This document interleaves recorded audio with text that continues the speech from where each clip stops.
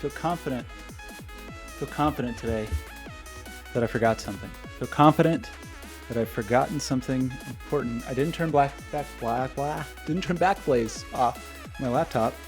The video seems weirdly dark, but I think we're just gonna do another kind of mini stream. We're gonna not MIDI today. I'm gonna turn this down a little bit. I'm gonna turn it down here, maybe.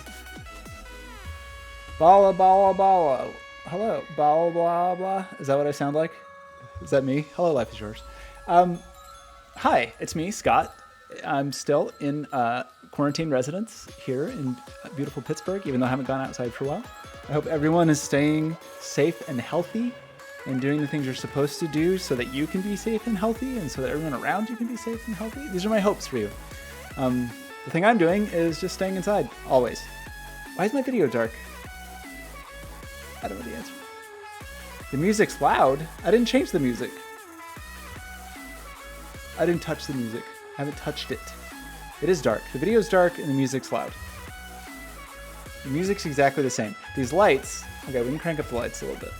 Just that I will do. Is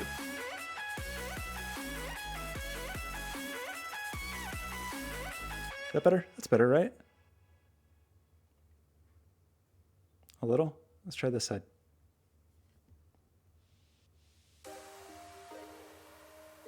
It's like the sun is rising in here. That's better. There we go. But you love that song. That's your favorite song, right? It's basically our theme song. I sure bang the table a lot and wobble the camera. And I'm growing a mullet. I'm growing a quarantine mullet, which is good. Nope. Not your favorite. Okay. We're going to do something a little different today, I think. I think we're going to do something a little different. I still have like maybe one more stream's worth of mini MIDI stuff. But I want to focus on something a little different today. Haircut stream. I want to order clippers, but clippers are apparently a essential product like toilet paper that people are I'm not going to say hoarding, but people are excited to get their hands on clippers, it seems. I've not been able to find any. Also, I used to get myself haircuts and do a bad job, and then I decided I should get haircuts, but I hate getting haircuts, so I'd only do it like once every 6 months. So, but maybe we're just gonna let it go for a while. We're just gonna let it happen for a while. Okay, so the thing we're gonna do today is talk about QR codes a little bit. And I have extremely mixed feelings about QR codes. On one side, I think they're really dumb.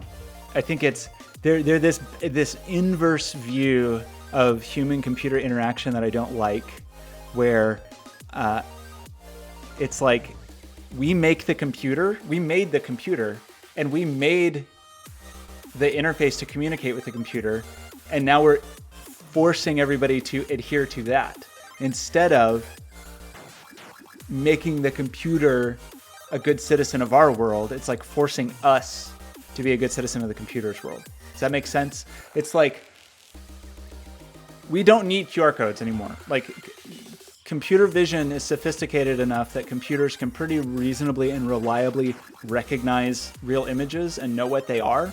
So like I could do a design of whatever I wanted, my logo, whatever I wanted. And we're definitely in an era where computers can say, hey, I recognize that logo, let's do a thing. And I think there's going to be this weird future where this little slice of time, this couple of decades, like people in the future are going to look back and look at QR codes as like this incredibly weird, archaic thing of like, why did they do that? Why did they like infest their world with these markers that the computer could understand instead of making the computers understand their world? But that said, you know, these are processes that take time. We got to have an Edison cylinder before we can have a CD, you know, like we got to, it's a process, and we're in process on this. So one thing that is very nice about a QR code, and this didn't used to always be true, but now it is, I think that most modern cell phones, if you point the native camera app, no custom application, just the camera on your phone, and you look at a QR code, it will recognize the QR code, and if there's a link in it, it will allow you to go to that link. So that's very convenient, because recognizing a QR code is like recognizing a QR code is different than recognizing the contents of a QR code, which is not true for the situation I described with like my logo, for example. Like it would be enormously complicated to say that, oh, my phone camera should know how to recognize every possible logo.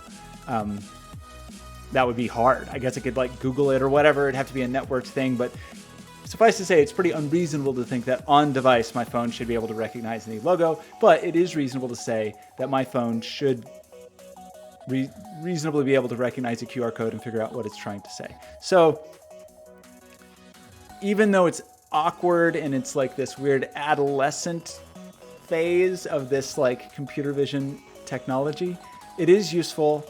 And interestingly, it seemed like it was like fading away a little bit, like it was a sort of niche thing and then started to fade, but now it does feel like it's coming back a little bit. I'm blinking Morse code. Yeah, it is. I don't know what I just said. I hope I didn't say any swears in Morse code. Sorry if I did. I apologize to any Morse codists. So that's the thing. What do you mean by it always was? Life is yours. What always was? The reason I'm thinking about QR codes is this happens relatively frequently. Say that I'm working on an installation for an event, and it's going to be some kind of fun photo booth, right? And you're going to get in it, and you're going to get your picture taken, and it's going to turn you into a lizard or whatever it's going to do. I don't know what it's going to do. And now you want that photo, okay? What are our options to get you that photo? One option that's pretty common is like, just put all the photos on a website, put them all in one place, and then you go find it. And there's like, that can work for certain kinds of events. There's maybe some weird privacy concerns, but in general, it's like, okay, all the photos go in one place, we can go look at it. There's contexts where that can work okay. There's other contexts where it's like, well, either the device or somebody there with an iPad or somebody has to give you the opportunity to put in an email address or phone number or whatever. And so that you can have the photo sent to you. And that's not ideal for a lot of reasons. Suddenly you have this whole new communication stack that you have to do. What was previously a photo booth now has to also, part of that system has to be able to send emails and texts. There's privacy issues around that. Like I don't even want to deal with people's emails and texts in general. And there's user interaction issues where it's a real pain in the neck to type, like you're standing at an event, you're like trying to type stuff in and you missed it, you did it wrong, whatever, or the email didn't go through, whatever. Like it's a real hassle. It complicates the system and it complicates the interaction. So, and then maybe there's a version where you like push a button and it prints it out, but that's other hardware. So these are issues I've dealt with in the past for social media takeaways, where it's kind of a pain if you have some kind of interactive event with maybe some like outcome, whether it's a photo of you or something you created or whatever it is. It's a little annoying to get it to the user. I guess the photo printer thing is almost like the amusement park ride thing, right? Like where you ride the roller coaster and then at the end you pick your picture and you can buy it. There's a version of that could work, but it's definitely not ideal. Oh yeah, always weird and a niche thing. Yes, it is. You're right. But it's a little more mainstream. Like you see it. I guess it's a little less common with NFC, maybe, but it's still you see QR codes places. But maybe particularly around like food delivery services and stuff like that. I'm sorry, I'm touching my head constantly. My mullet is bothering me. I'm having mullet problems. Okay, so I'm just imagining an alternate version here and maybe there's an NFC version of this, but NFC is intrusive. Like NFC jumps out to you rather than you choosing to engage with it. So that's a whole nother set of problems. But what if, say I've got this photo booth again, that I get my picture taken with the fun photo booth, and then at the end, it shows a QR code in the corner and says, to get your photos, scan this QR code, and then you flip out your phone, you look through the camera, you look at the QR code, you get it, you follow a link, and then there's your picture. And that's pretty good. There's still some privacy concerns for sure, because there's no passwords, there's no authentication. So like if those photos and for whatever reason are maybe a little sensitive, they're still public.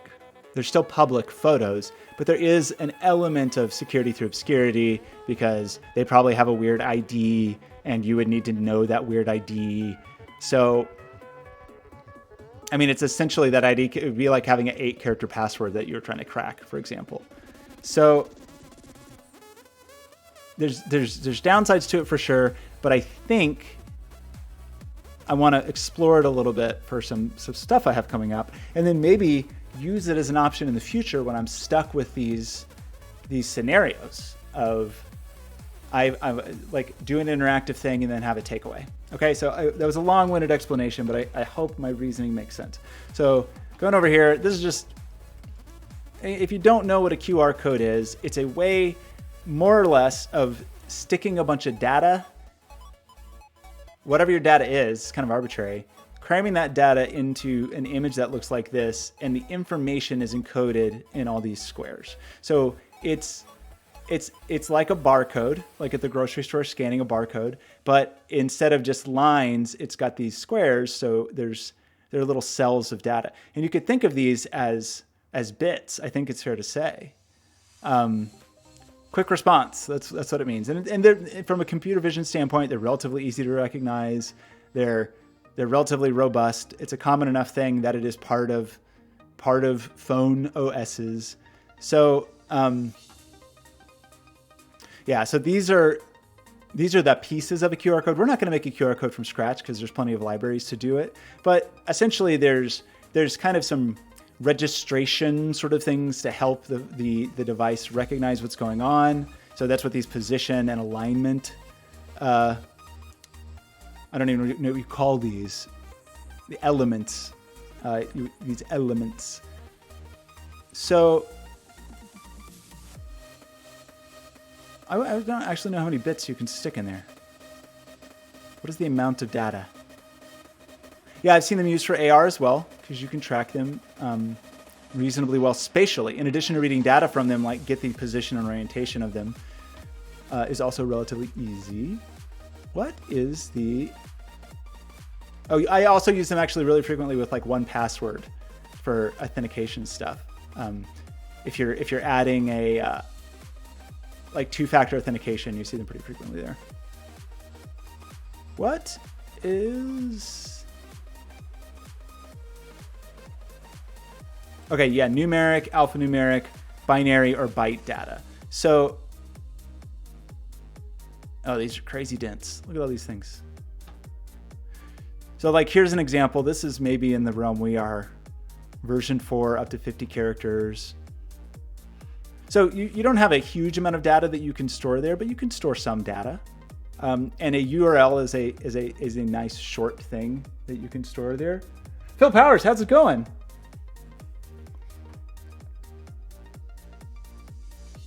It's been a long time. Yeah, I tend to agree. I think the obscurity is going to be fine. 406 bytes, is that what I'm working with?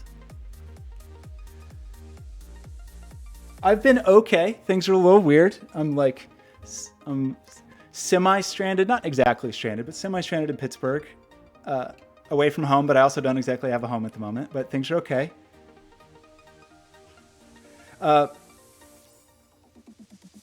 So I'm getting back, I am working on a residency for the Children's Museum and getting up to speed kind of streaming again. So I'm just doing some like weird mini streams where I'm doing stuff that might be useful. Did the stream just die? A little worried about my connection here. Anyway, so that's what QR codes. We are gonna, man, tombstones with QR codes. Interesting.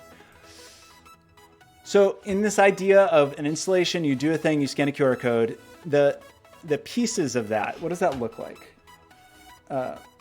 Let's open Visual Studio Code and make sure that it's not showing any serial numbers like it was last time.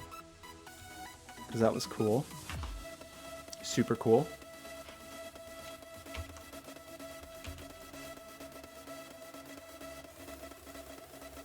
Oh no, I have that weird theme.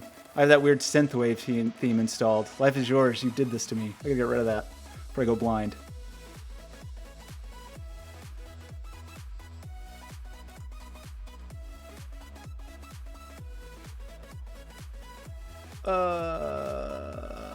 Where are you?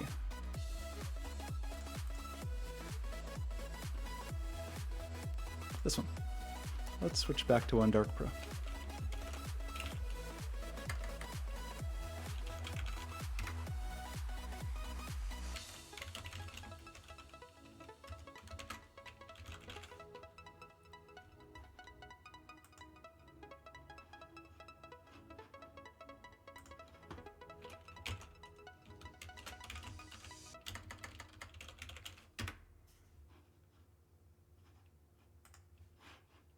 My Visual Studio Code installation appears to be corrupt because of that weird theme.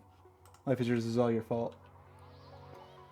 The glow is cool. It's interesting. It's really weird to me that it has to like break your Visual Studio Code install, but so let's make a new.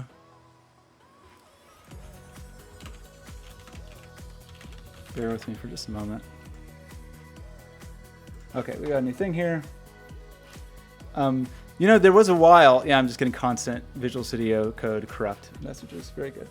Very, very good. So there was a while actually where browsers ditched this real fast, but there was a short time where some browsers were experimenting with arbitrary CSS transformations. Arbitrary shader processing of the entire browser rendering experience. So anything you could do whatever CSS stuff you wanted, but you could do custom shaders as part of your styling. I did a project with it. That was pretty funny, actually, but then the world got more secure and that thing went away real fast. But the idea was, the hope was, and I didn't get as far on this because security was a problem, but to, why is my website not loading very well?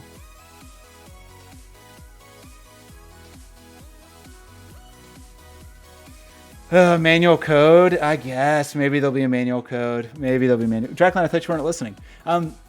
So the idea was, what I wanted to do was to have a, whatever you call those.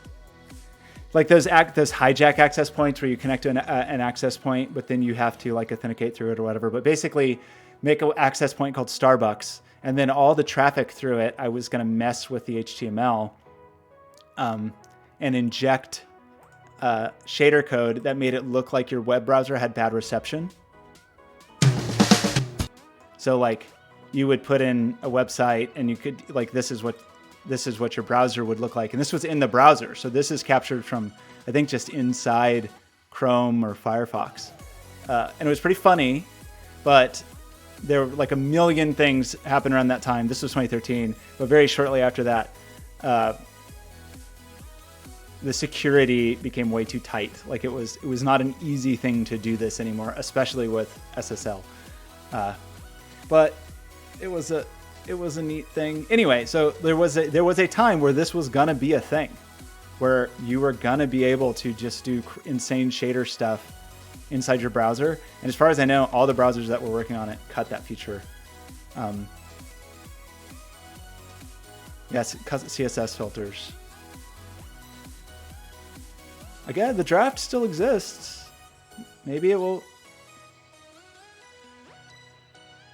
Maybe people have added it back. Anyway, shortly after that, it seemingly vanished from all browsers. Anywho,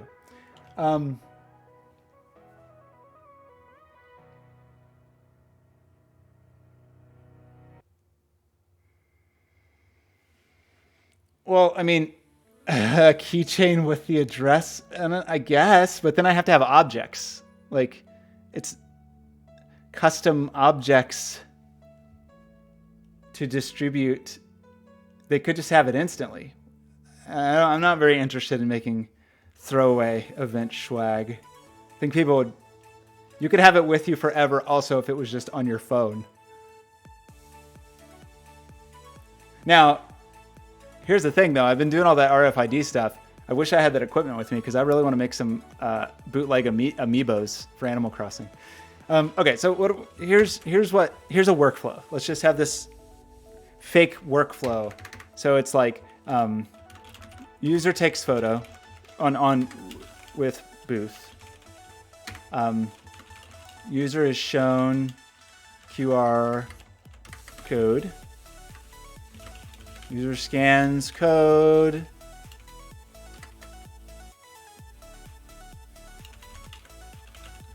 Receives the link, and then they go. So that's like that's what the user's doing. So this is sort of like our mini user story. But there's obviously some steps in the middle here. So like on the back end, we need to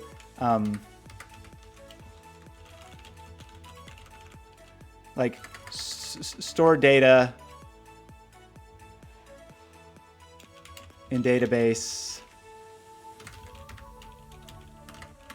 generate QR code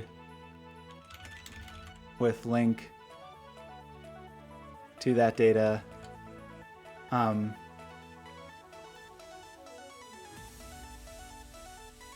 This is all user side, and then we visit the link, and over here, site queries DB with link data in the link. So there's like whatever data. So there's two things here. Not all the data is in the QR code, right? The photo is not in the QR code, just a link to the photo. So there's some key, whatever a key is, or ID.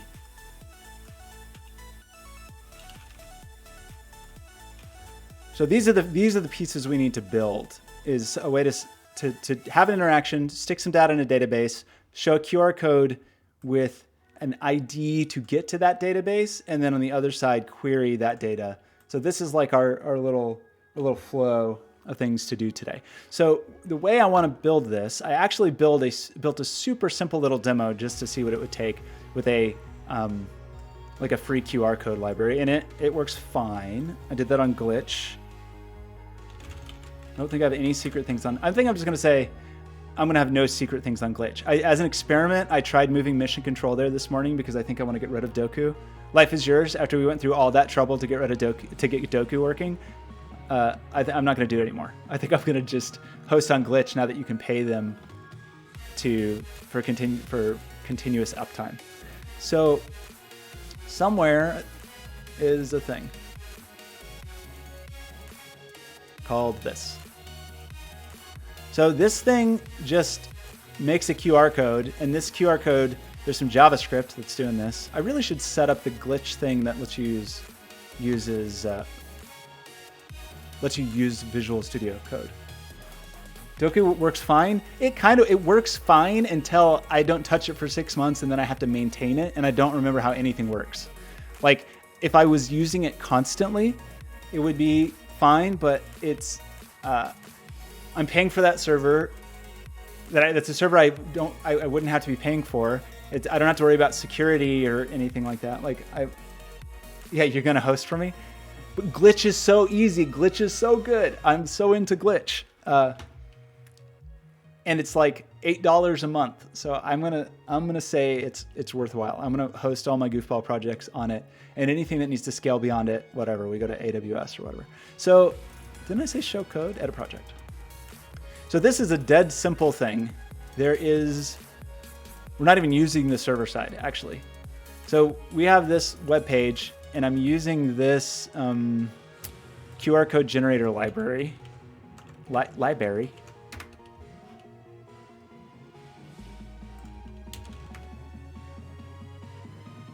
Is it this one?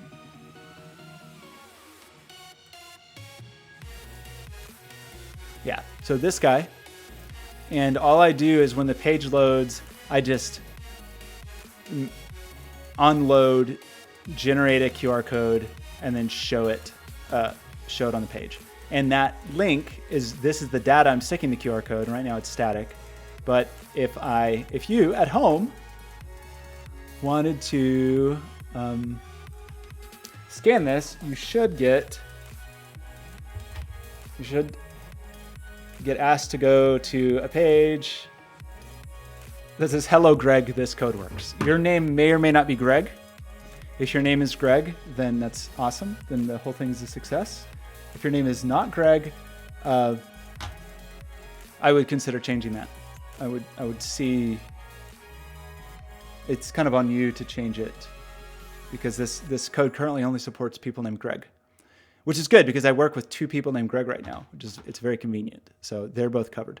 And the client side of that is nothing. I mean, that static page, the hello page, is nothing. There's no logic to it at all. So the thing that's missing here, and the thing that means we need some back end, is we want some dynamic data here. Like, we don't want to just say, go to this same page. We want to have some kind of ID. So we're going to use Express, which we're semi set up to do here in Glitch. And then the question is, where do we want to stick that data? Like, what's our data store going to be? I don't think Glitch has any. I don't think it offers anything like that. I don't really want it to.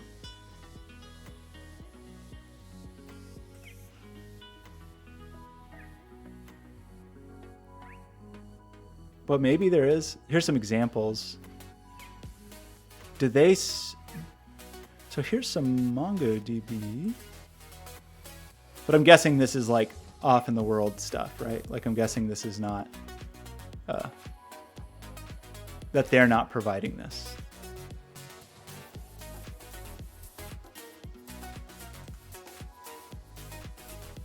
Yeah. So you're just providing... providing credentials, and so you could like spin up a MongoDB somewhere or whatever. But once upon a time, we worked on this goofball thing, also on Glitch. I said goofball twice now. I don't know why I said it twice.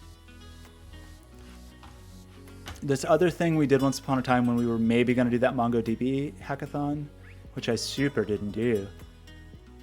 Where's my projects? Remember this thing? I actually had to modify this morning. So if you visit this webpage, I'll throw it in chat in case anybody actually wants to visit it, this webpage. It will ask for your location, and then your location will be stuck in, on page load, it'll be stuck in the database, and it's totally insecure. Anybody can write to the database, anybody can read from it, but it's hosted on Mongo Stitch, which is like a serverless database solution, which I'm pretty into. Nobody's playing with me. Fine, don't click my link. I didn't want you to click my link anyway. Don't click it. Oh, there's someone in Norway. Must be Life is Yours. Thanks, Life is Yours. Appreciate it. Okay, so it works. Like, it just sticks data. And what's nice here, there's no server-side logic. All the logic that happened is all... I keep clicking the wrong button. We want to click this button.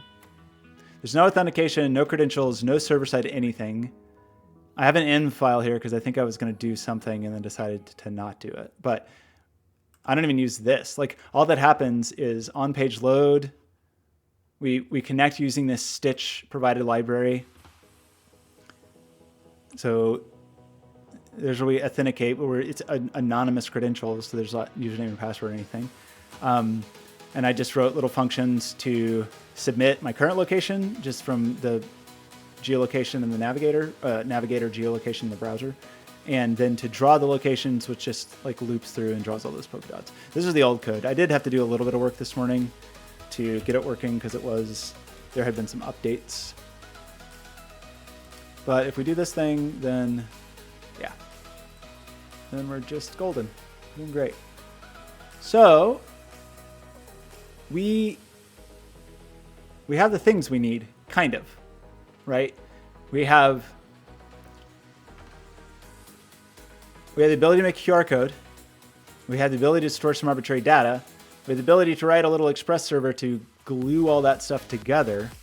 But currently we don't actually do anything. So I think that what we're going to do is first let's just start by writing a post where we can post something. Do I want to do this with post? I could do it with WebSockets, but I think I'm going to do it with post.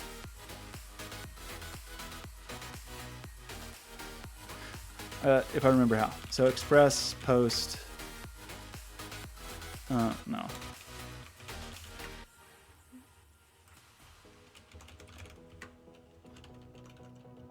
Okay, yeah, so like if we post.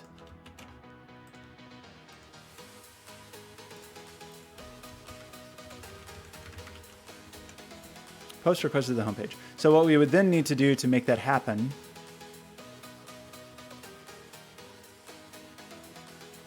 I don't actually want to make a real form. I never like to do that. But we could. Gotta run JavaScript anyway. Let's just do this. Alright, we do our weird thing. I don't know if people still like this. I don't know if people still do this, but I still do this, for now at least.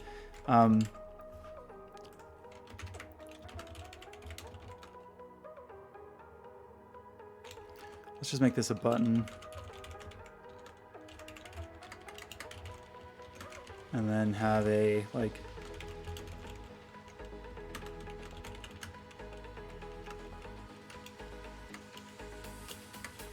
Do you close inputs?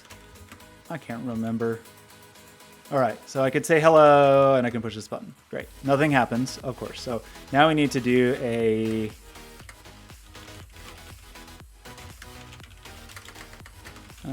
element by ID, lowercase ID.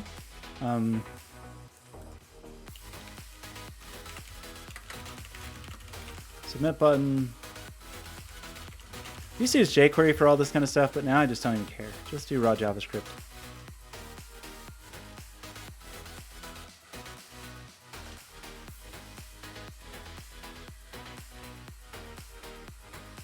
Oh, query selector? Is that what we do? We like that more than get element by ID? All these newfangled JavaScript things. And then, do I add event listener? What is? How do you bind an event? Bind on? Oh, then why don't I do get element by ID?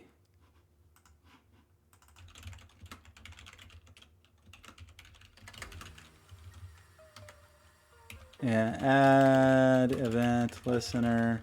Is it just, I forget the syntax here. Click? Is it click or on click?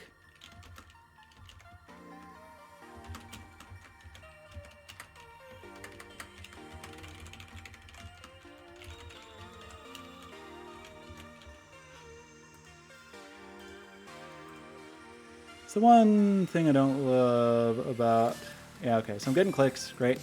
So when I get a click, I want to do a post without using a form.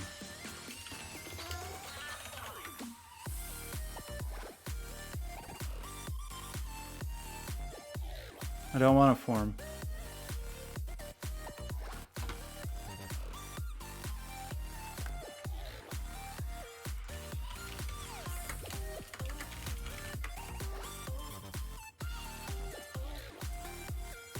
Yeah, and this thing.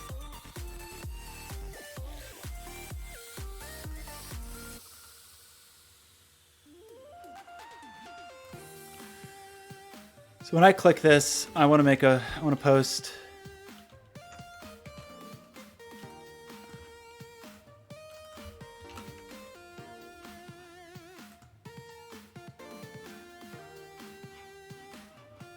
I don't really need Visual Studio at all, do I? Let's go full screen here.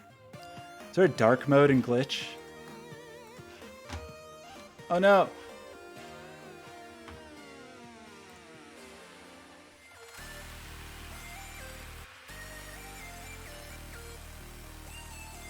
There's themes? I want dark mode.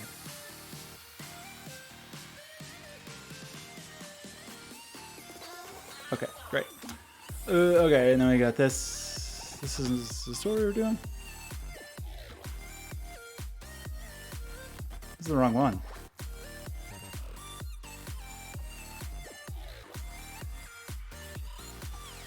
No, this is right. No, we want the, you know, the other one. This one. Right? Yeah.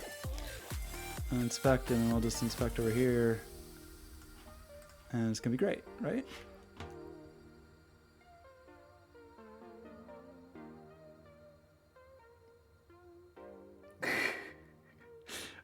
I'm glad you finally got it out. It seemed like you were really struggling there. I'm proud of you.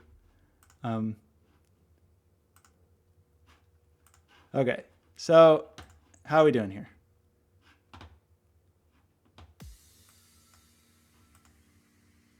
I didn't want a terminal. I wanted the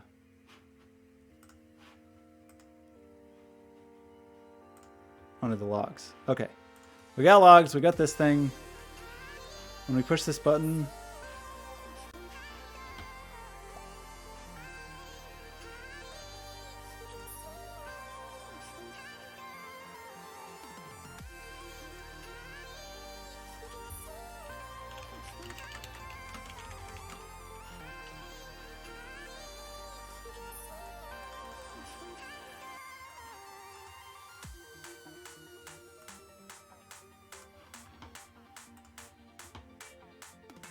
I posted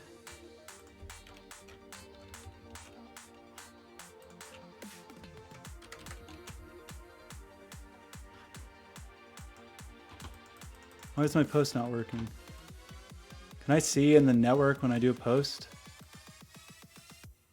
Yeah, you. What's your problem?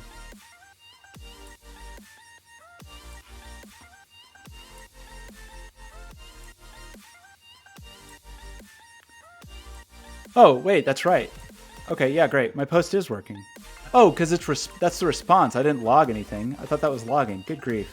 Okay, great. Okay, yeah, so this is working. So I want my response to be an ID, like whatever.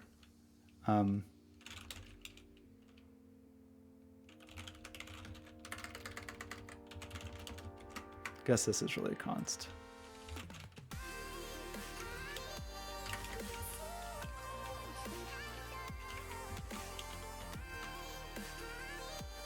Whatever. Okay.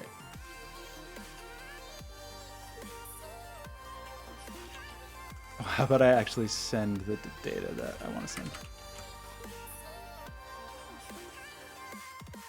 Okay.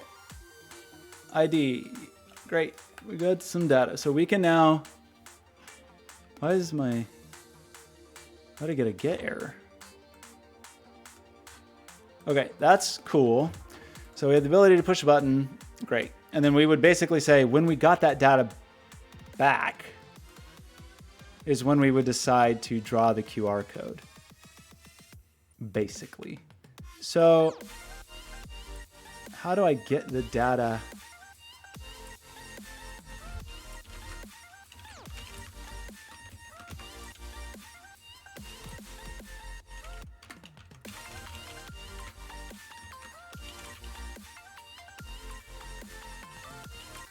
I just want to stringify whatever our data is.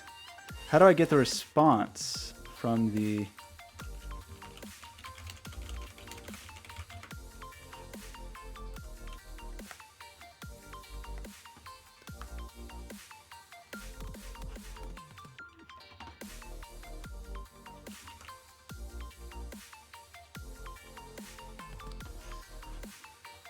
So I would send it.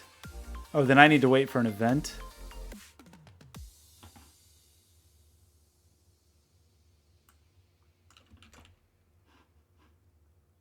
Sure, asynchronous. It's JavaScript. What'd you expect? So we send it, and then we want to...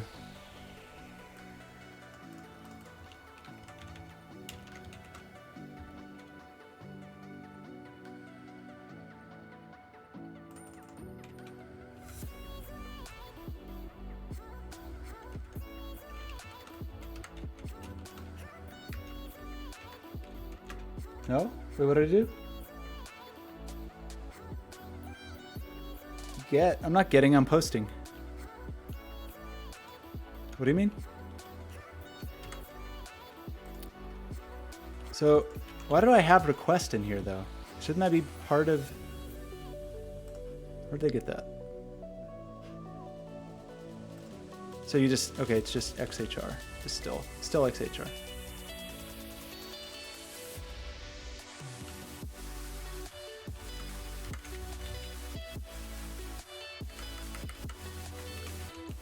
Is glitch not auto format? Is that something we determined in the past that made me sad?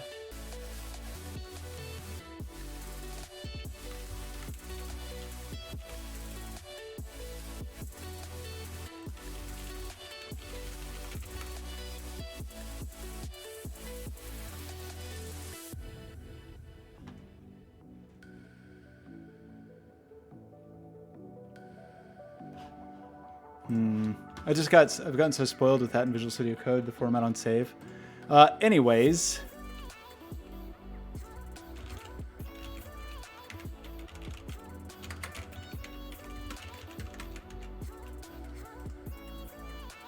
Okay.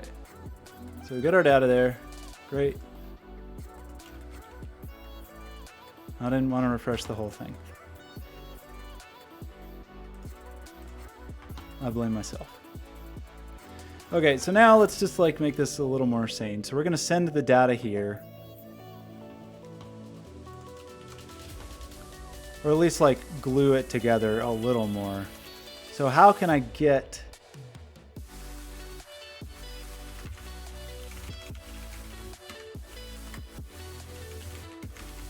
the contents of that? Like what's in my...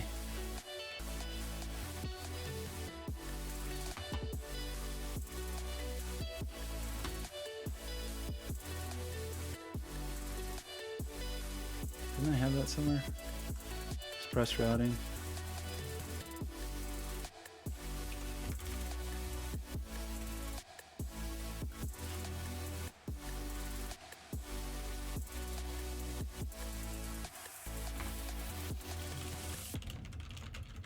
Like I want the...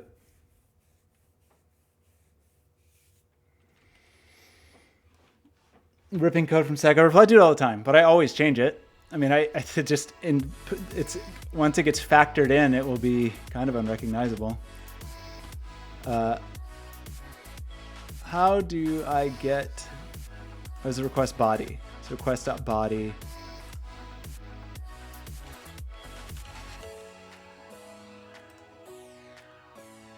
No? It's not request.body?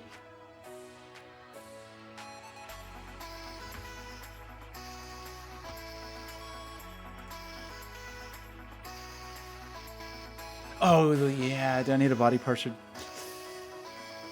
I thought there was a way to do this without that, though.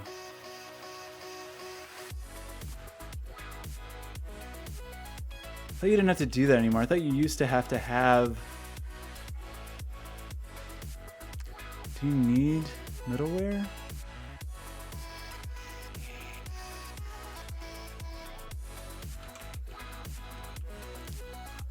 I thought you didn't have to do that anymore. Even maybe I'm backwards. Maybe you used to not have to, but now you have to.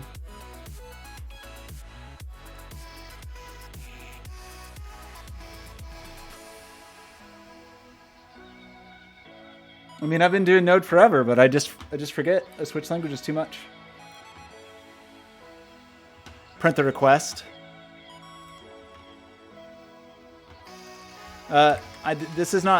These aren't things. I switch languages and platforms and projects so much that like the specifics of syntax is super not important to me.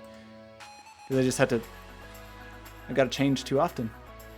And it's always just a Google away, so I don't worry very much about that stuff.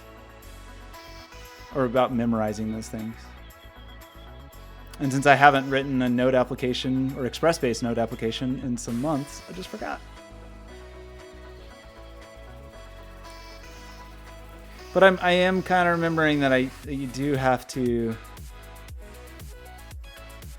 like that request.body is the jam now. I search this.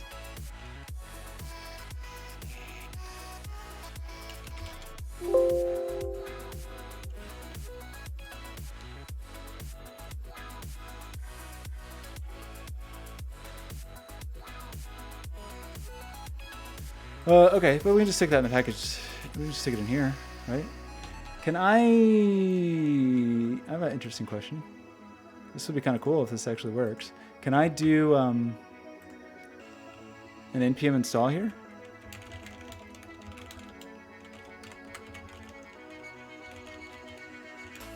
Is that what it's called? Body parser?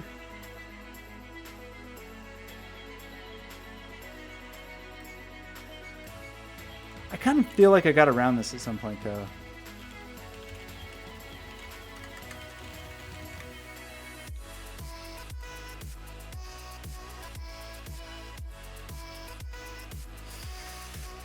These people are saying body parser.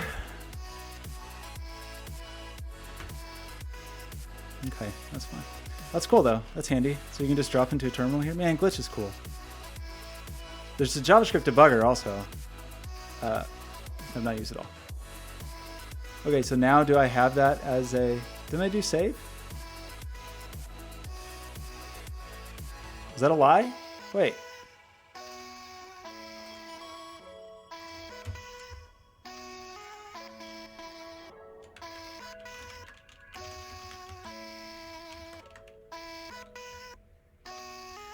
Body parser's in here?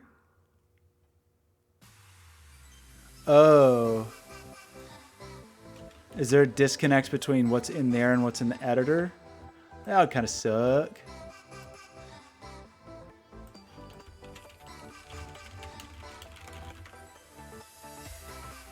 Yeah, maybe?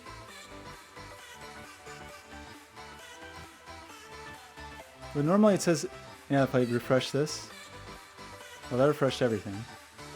And it did not update that dependency.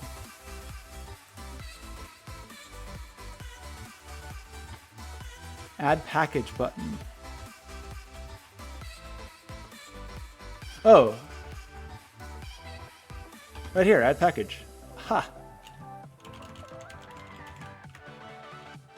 Body parser.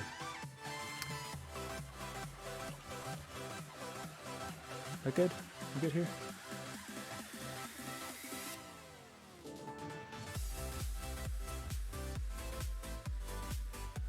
Okay, now what are we doing? We gotta do that body parser, this thing.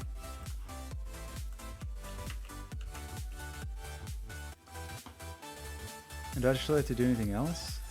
Or now there should be a request.body now, I think.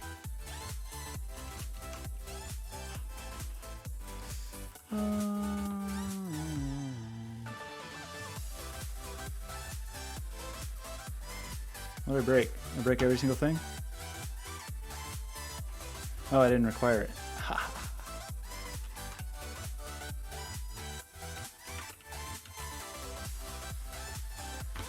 Okay. That says my body's empty.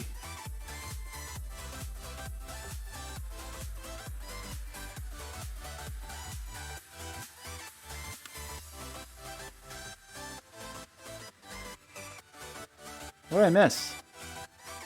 I required the body parser. Required the body parser. I added this middleware.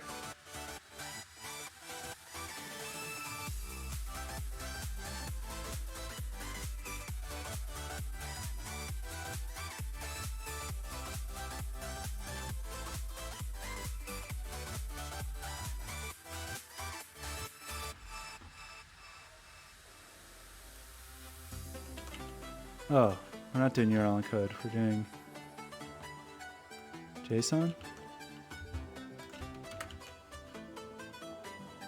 Guess I could read the documentation, but yeah. Okay, so now we're getting real value. Great. And now we could do, like, if we wanted, we could spit your value back at you.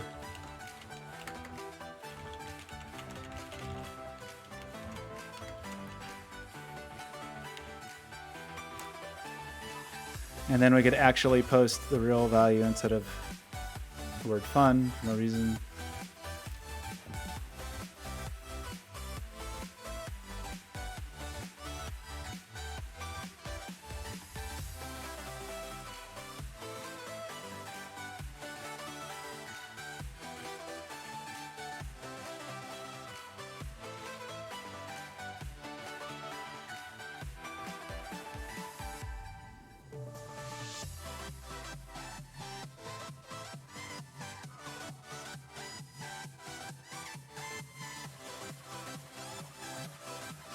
All right, in just a moment.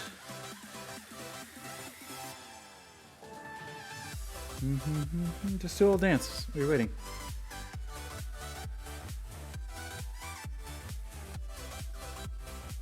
Dance Church was canceled last night. It was very sad. Oh, my bitrate. Oh, no. Okay, we back? I'm glad we took a break during the bad bitrate.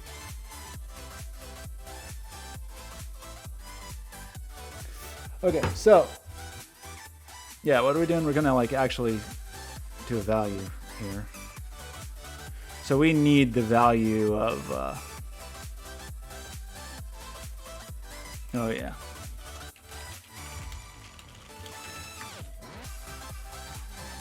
I'm doing it again. Oh, it's just that value? Okay. I did it again!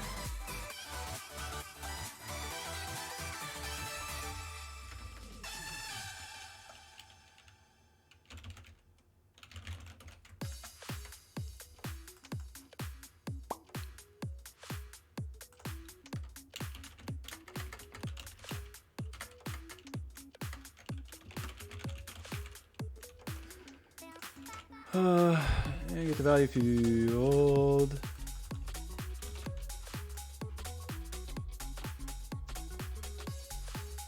Okay.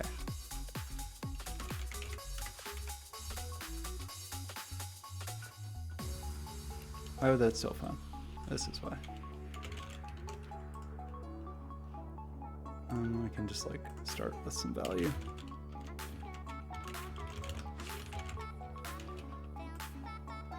Okay. So now we're like going round trip. It's all very exciting. And we need some kind of ID, but I don't think I want to generate the ID.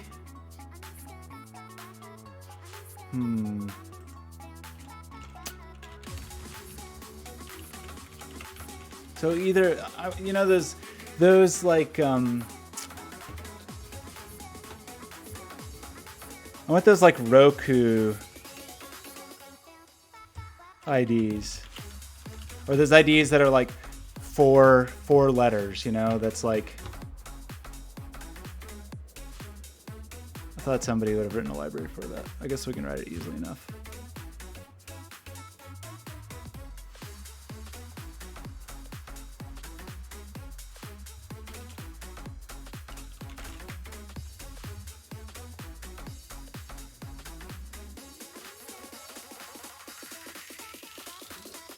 Or do I use the IDs generated by Mongo? Those are probably like unwieldy, right? I want just some short little...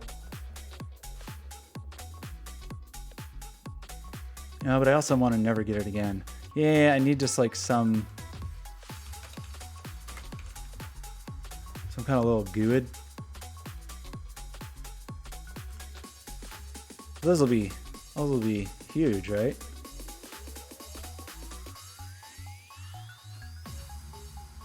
Extraordinarily long.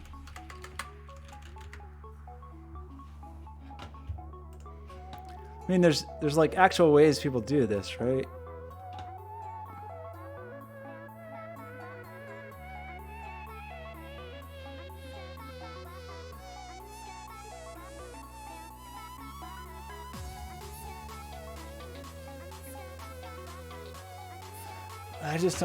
I don't know if I want like super intense GUIDs like this.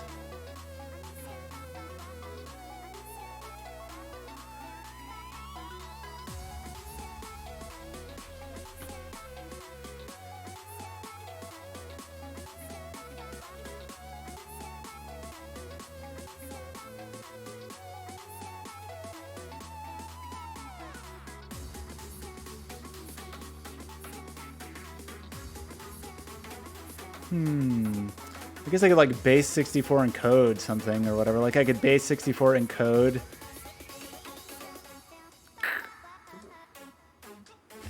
So what would like a Mongo...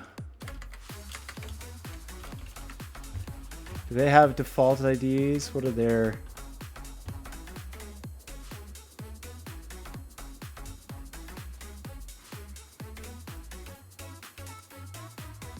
So it seems, I mean, there's kind of no reason for me to make a make a custom ID if I can just literally use the object ID, right?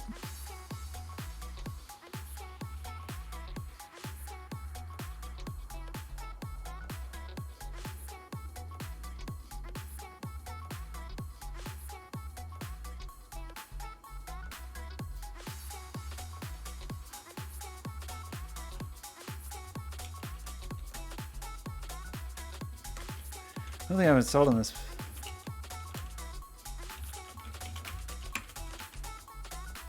You know, like how long though? Like obscenely long or like this long? You know, like.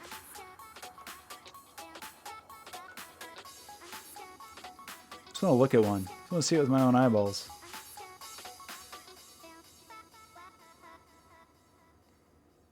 This is what they look like. These look like object IDs.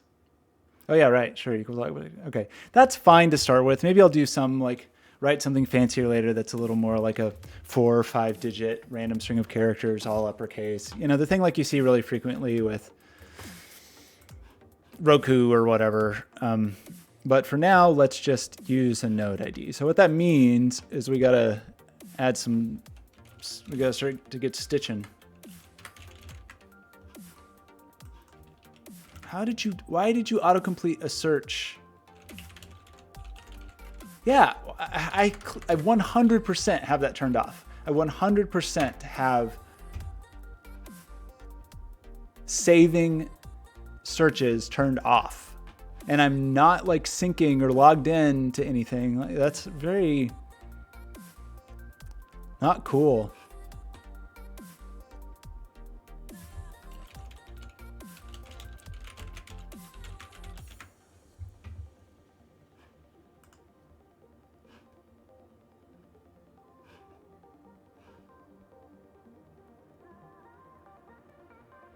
That wasn't a web form. That's the search bar.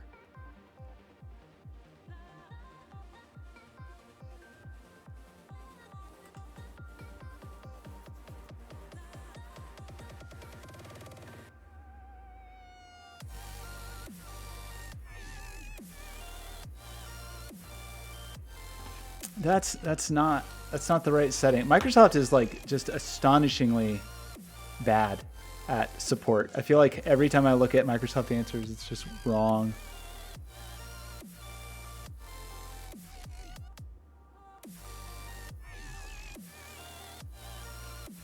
Is it Bing? Bing doing it?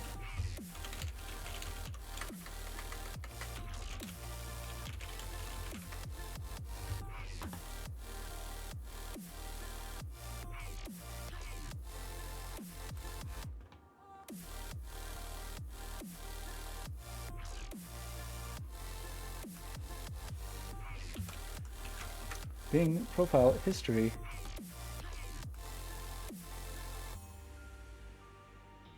Well, I love that it's showing my history of me searching for, and right here it says privacy matters.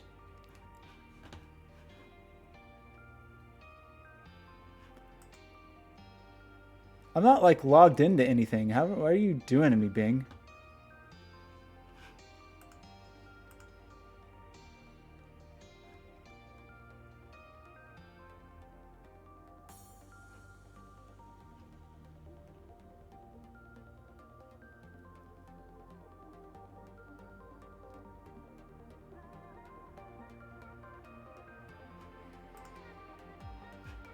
You're in control, it says. Turn off search history connections at any time. Can I? Sure doesn't seem like I can. I have to log in to do that?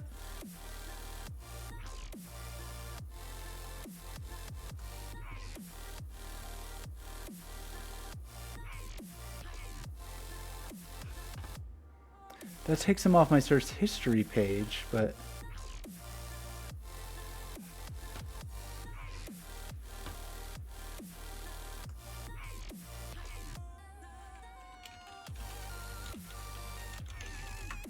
Microsoft, why you like this?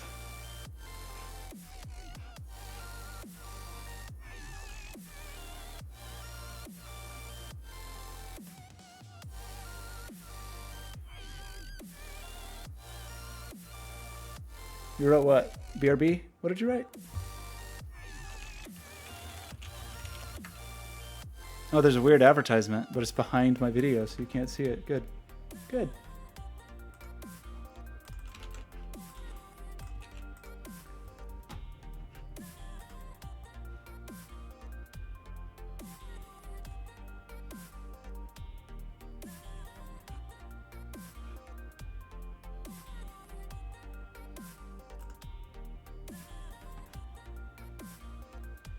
Yeah, here's me searching for how to disable searching.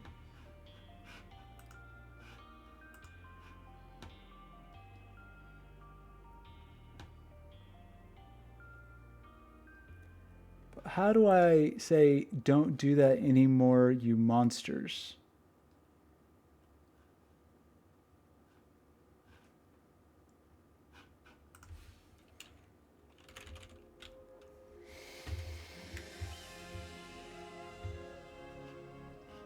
How?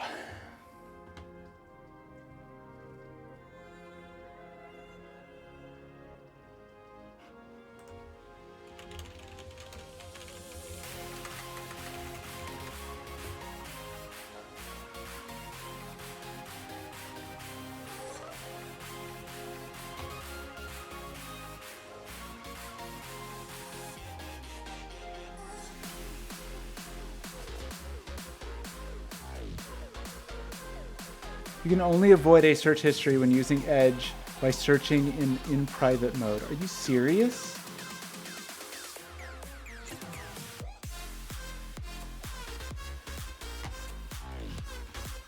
You know what? Bing is not good.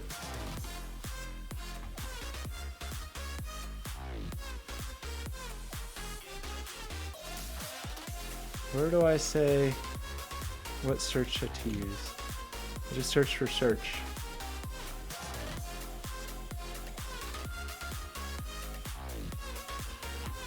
How do you change this?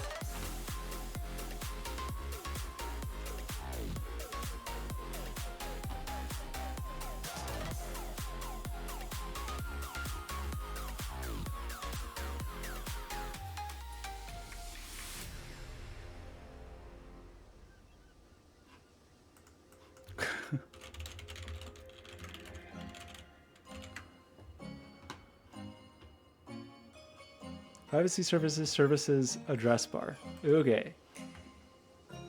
Settings, privacy and services, address bar. DuckDuckGo. I'm done with you. Wait, show my search and sites just using my type characters. I found it, but you're fired anyway, Bing. It's over. You're not very good anyway. Okay. I feel better. I feel slightly better. What were we actually doing? We were trying to do some Stitch stuff.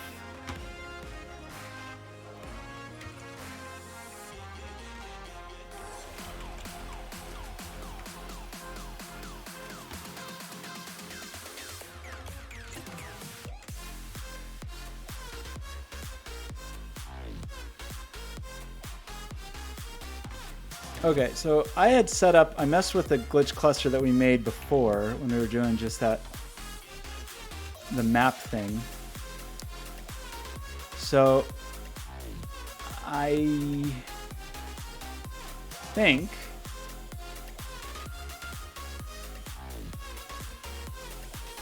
we got an application.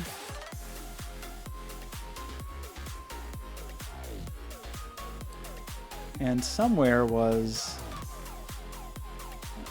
like rules, how to make this work.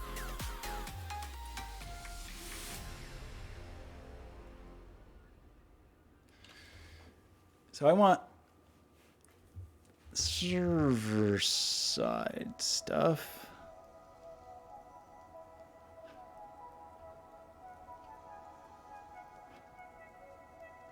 Well, those examples are terrific, but none of them are what I want.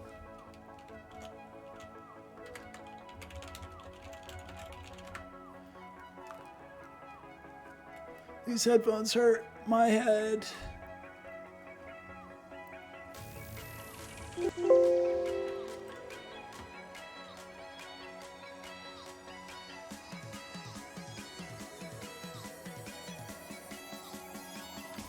JS SDK.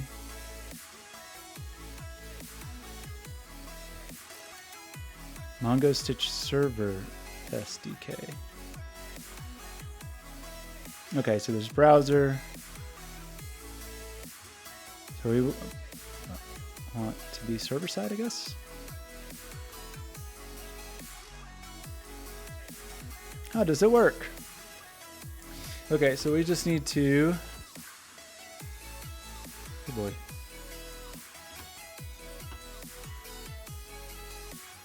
Do this, and do this, do this, and do this.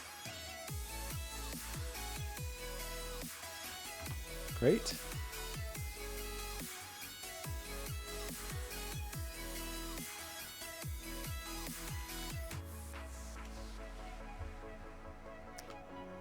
So I think I'm going to need .env as well. Is that what it's called? Yeah. Is this one we like? Is this one we like?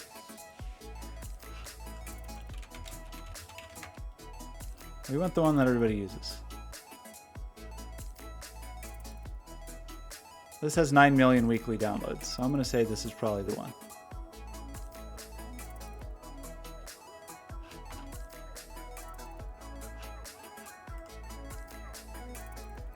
Okay, so we have .env. We need a .env file. Let me make sure I didn't actually put a secret key in this or something. Okay, so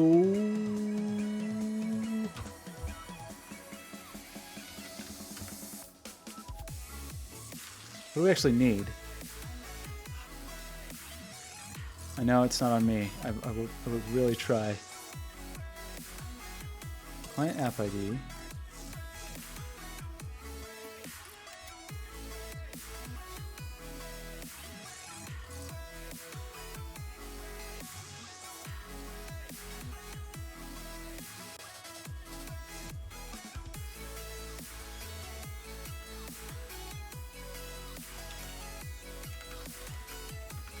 Okay, let's just cram all this junk in here for a moment.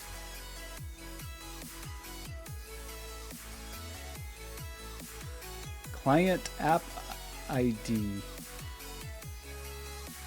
Client app ID is the thing we want. Okay. Client app ID. Where do I find that?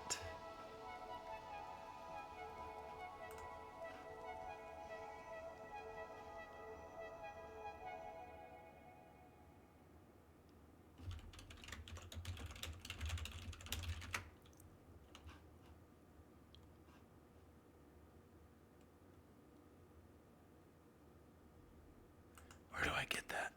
These headphones hurt me so much. Ouch.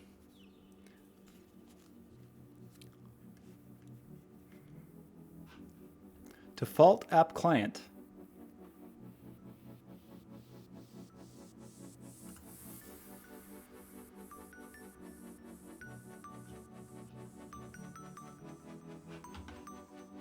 That's the browser SDK. I want the server SDK. Server SDK.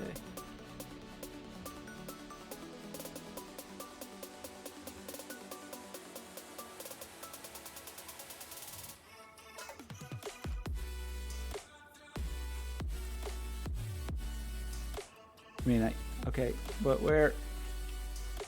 Client SDKs.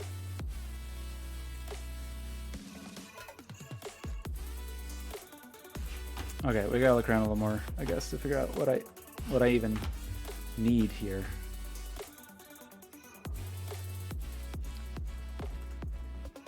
The thing I did before didn't have a client, did it? The server side. That other friend, the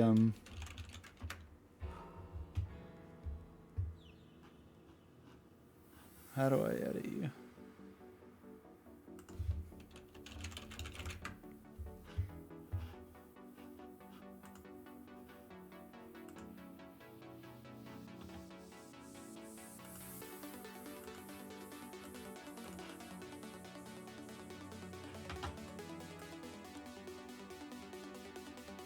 I just did anonymous credentials.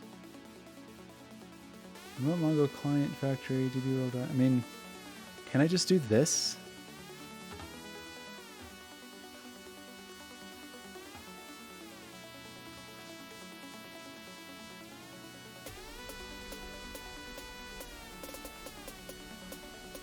Client. Oh, that's just the name of the... Oh, that's not a secret. I hope that's not a secret. I guess I'll regenerate it after the stream.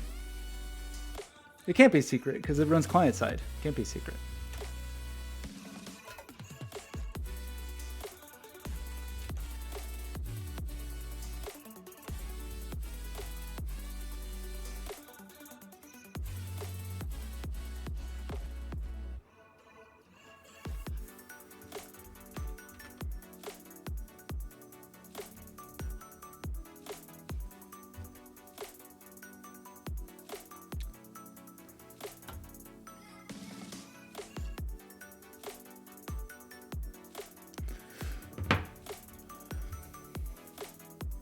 Why didn't this run?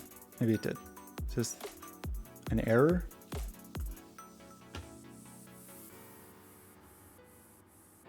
No, that's the user. This is the user. That's a user ID.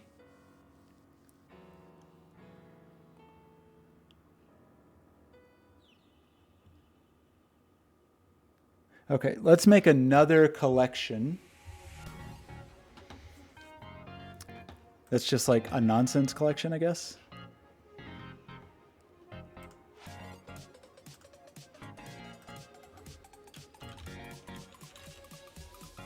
Nonsense.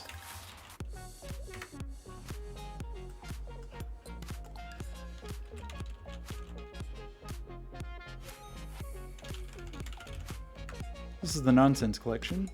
We want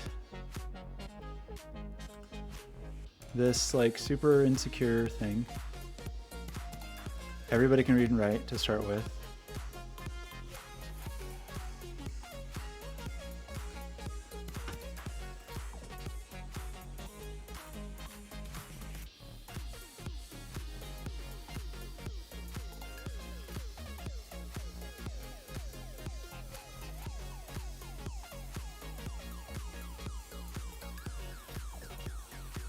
Okay. Worried about like actual real authentication, all that fun stuff later. So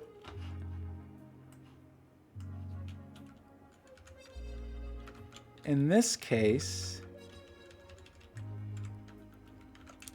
we will want to authenticate, and then inside here, we kind of want to do the stuff we were doing over here.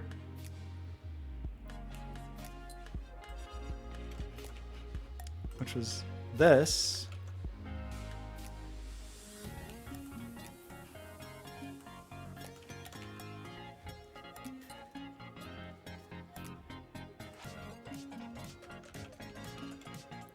I'm gonna lose my mind with all this bad indenting, but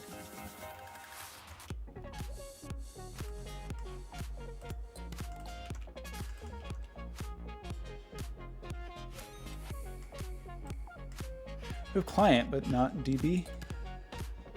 DB was what? You?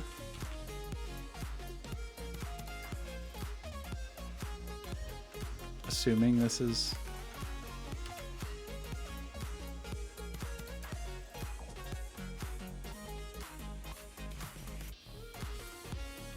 maybe you live here.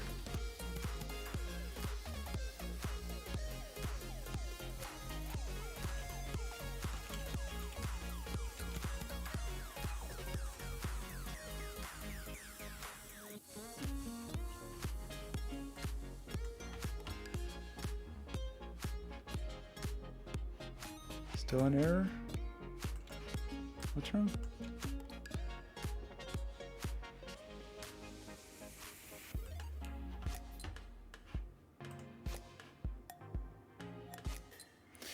Well, it's fair that that would not work because I just made it up. So what else?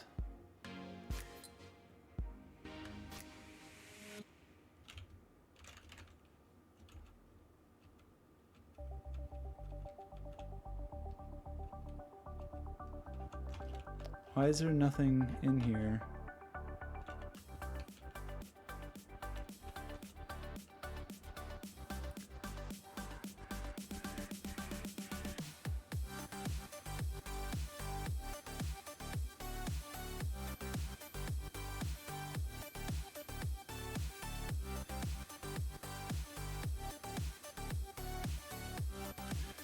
Not super useful examples, gotta say.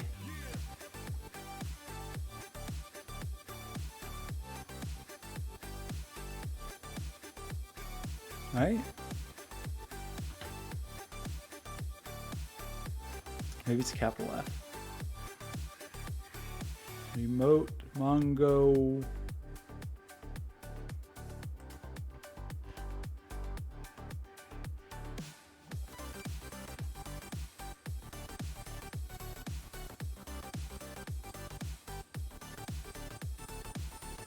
So if we get a default app client, it is going to return a client, and then client is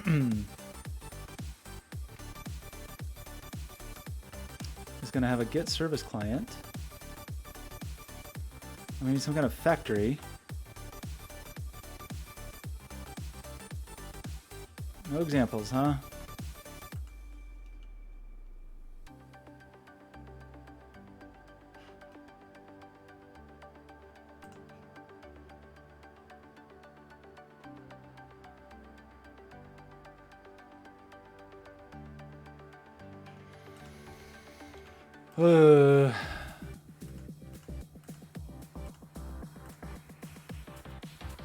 Would it kill you? Kill you? Have an example? Get a browser example.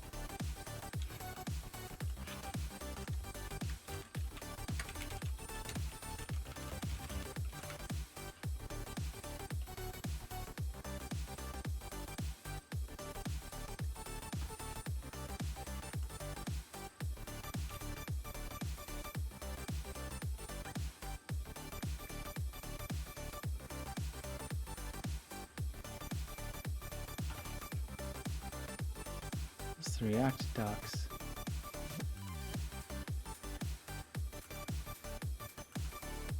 Oh, was there a...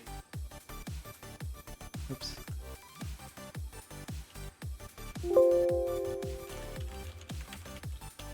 There's not a remote... Oh, there's a remote Mongo client.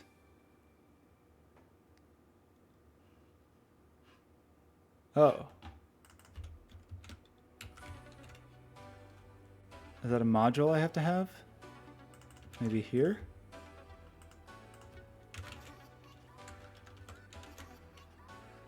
Okay. Successfully inserted an item, and then that's the ID. So, great.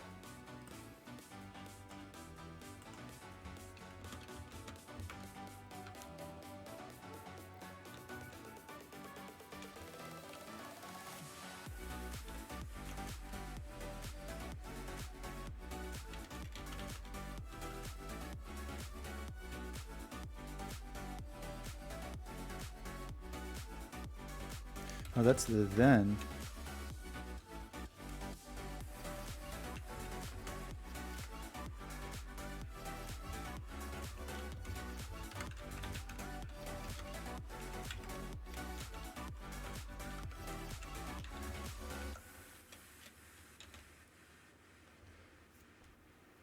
Okay, I've done this before, but I can't really remember how you're supposed to do it. When you want to have, like, somebody makes a request, but then you want to, there's like some async work to be done before your request.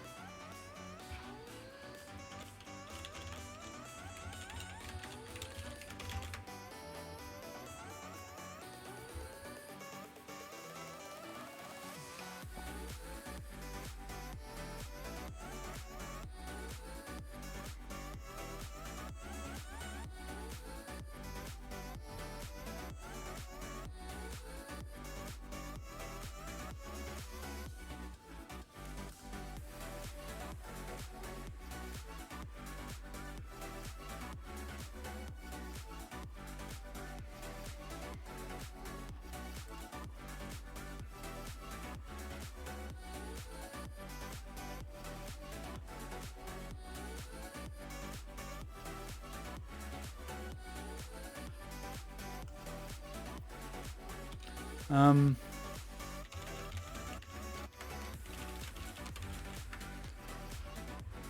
do I do this?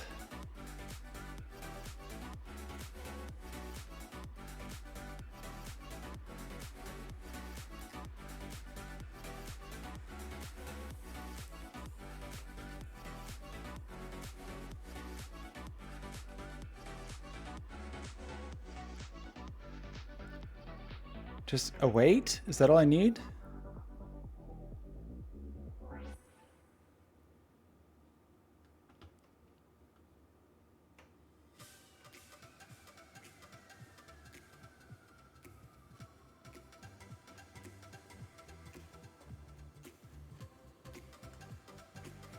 Yeah, I mean, this is essentially what I need.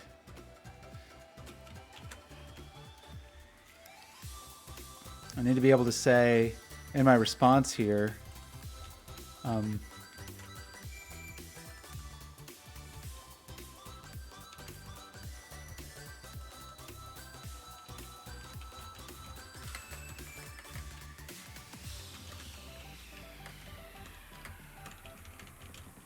you know, whatever. I'm going to say, hey, stick this in there.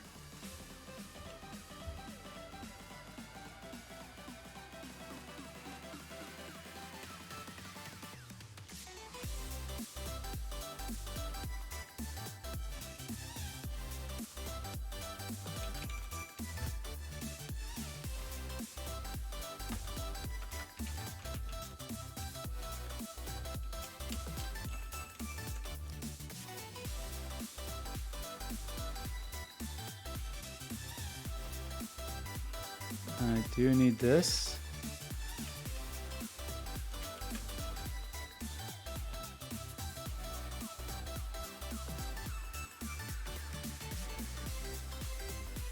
Doesn't exist.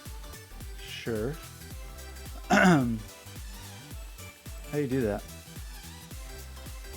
Just put an example, man.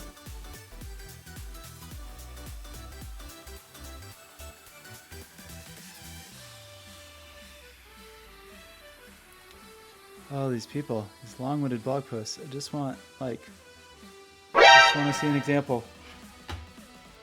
What have you posted here? What are you showing me? I need an asynchronous call in the middle of that.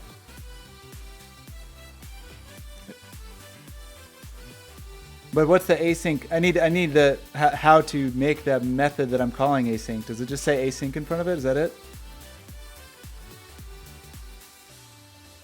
Is that really all it is? If I do like, do I need to log in every time? I wonder what the right answer to that is if you're supposed to log in and log out every time that you do stuff.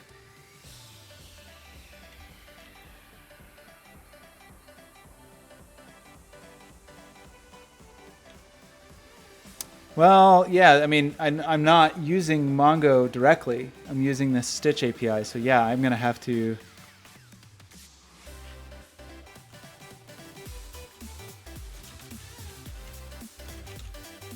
Right? Like, I'm going to have to make my own.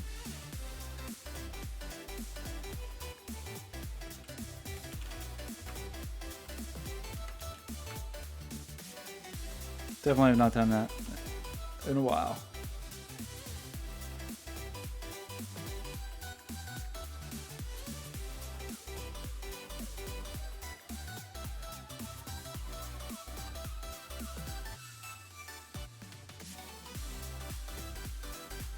Unless this friend will do all that stuff for me.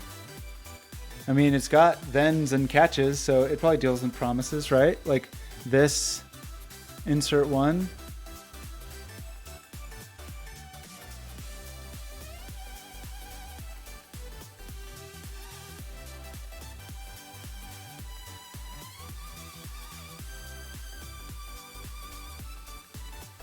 Like this is the then. I just don't know quite how to structure this, you know? Like, this is all in promised land, right? It's got thens and catches.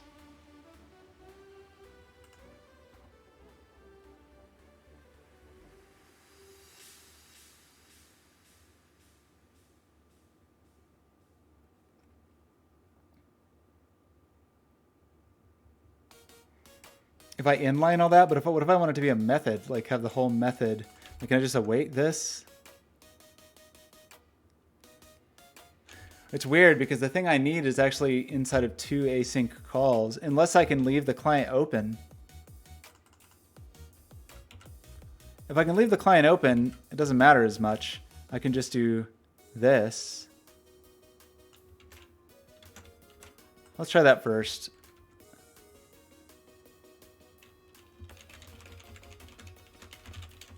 I just don't know if like you're supposed to do that, you know?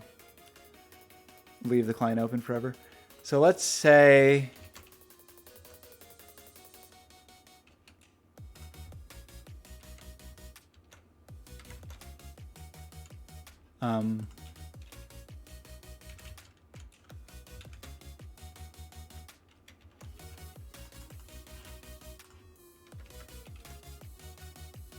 I mean, obviously ignoring all error checking, insanity, and all of that stuff. Oops.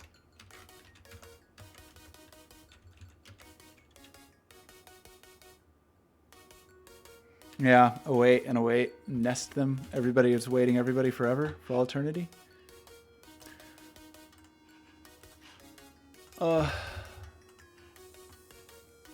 Okay, so that did give me, got the successfully inserted item. Did I actually get my,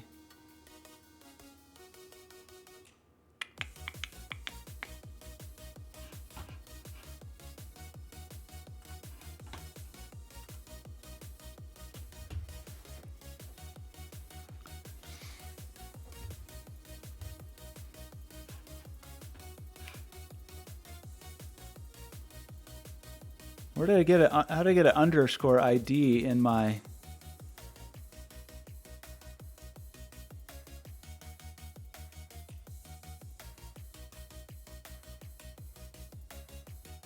where'd that come from?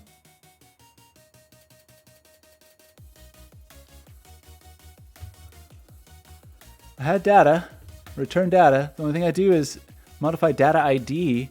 Why do I also have underscore data in this object?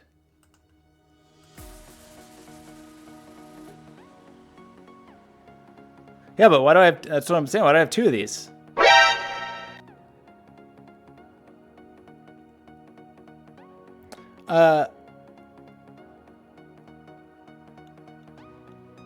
But you see what I'm saying?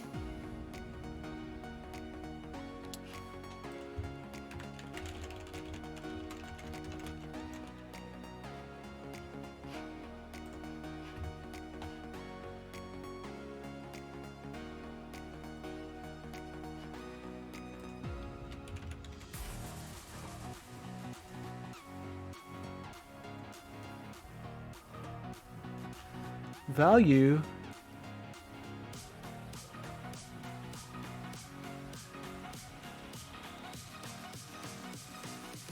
What?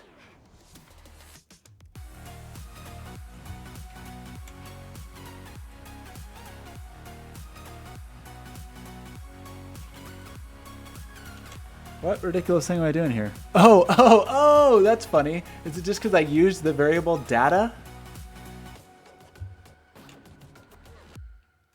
Oh, that's really weird.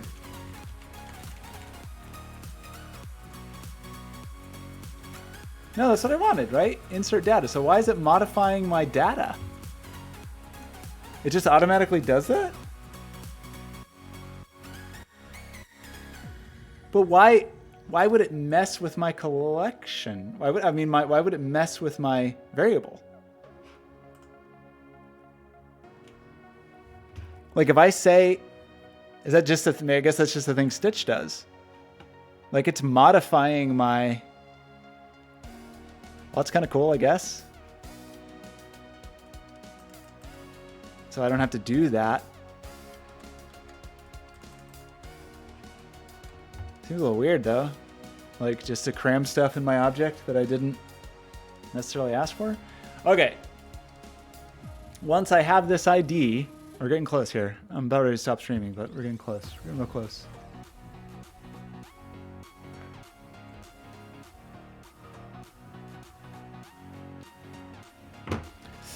Okay, so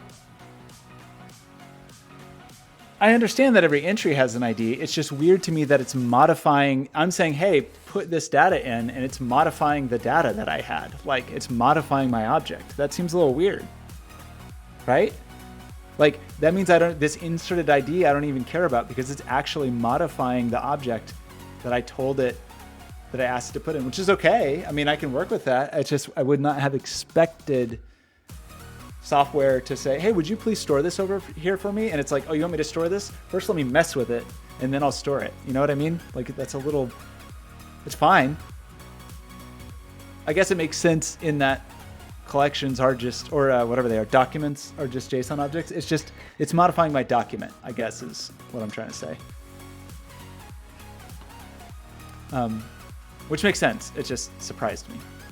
Okay, so I'm getting an ID back. So now what we want to do is we want to say,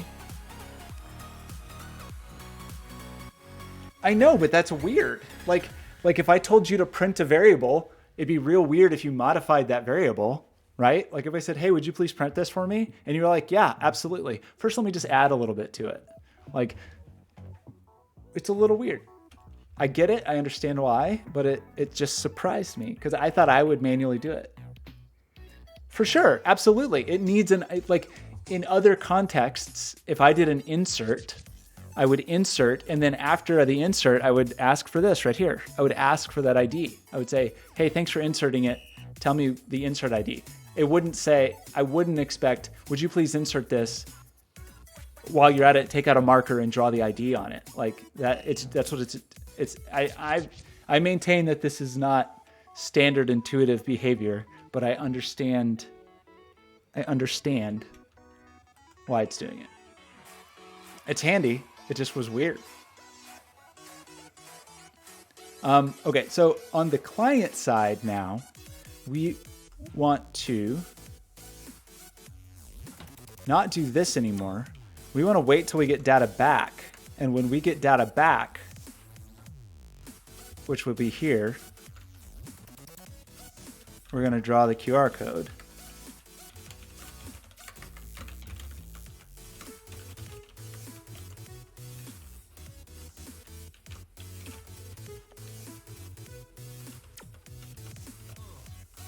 And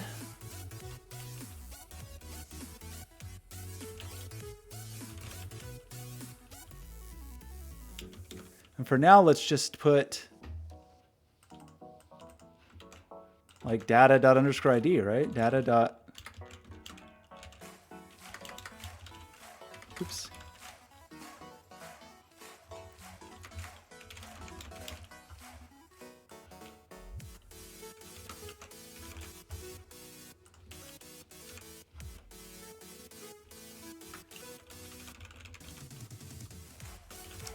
Okay, so now when we do this, we should get a URL.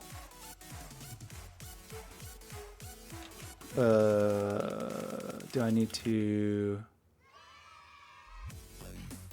Oh, it didn't actually come back as JSON. Came back as this... Oh, because I said response text. So maybe there's like response JSON or something. Look, I'm going to go look at Mozilla documentation. Response. Okay, so I just want response. Just for you, life is yours. I'll go look at the proper documentation instead of searching for nonsense. Okay, that still didn't work.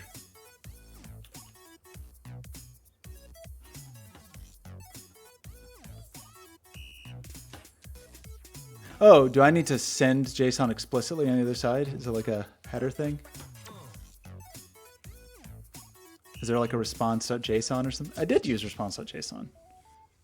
So the server should be sending back JSON.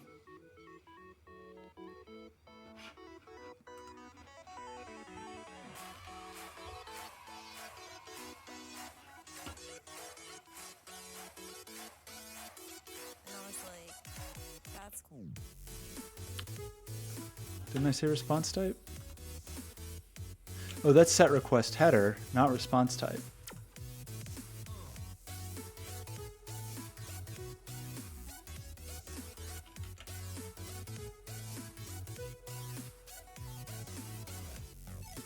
Okay.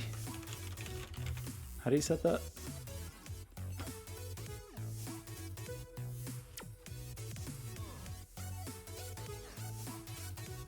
So I can just do xhr.response type equals JSON.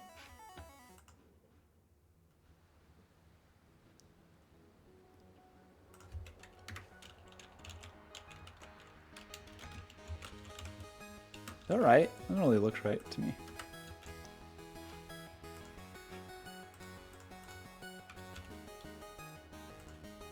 Okay.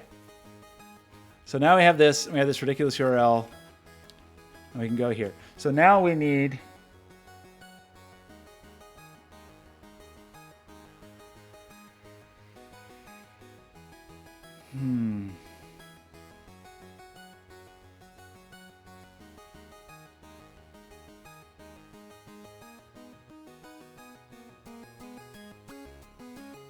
if I'm not going to have routing, I can't do it like this. I need to do it as a query string. If I want everything to be client side, which I think I do, no server. This is the server, but this server will be local. This is like the server that's part of the software that's running the installation. It's not, this code is not going to run on the internet. This website will be, but this server code will not be. So that's okay.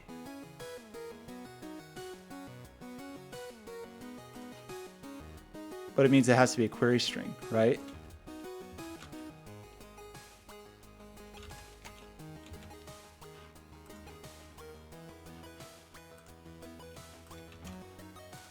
So if I do this, then my URL is this. And then we need to just make a folder called package. Yeah, this is a little weird, but this is going to be our attempt at a totally serverless approach, which is maybe a bad idea.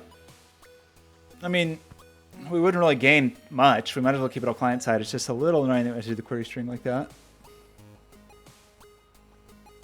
I don't know a way around it. I don't know. There's not an obvious way around it, at least.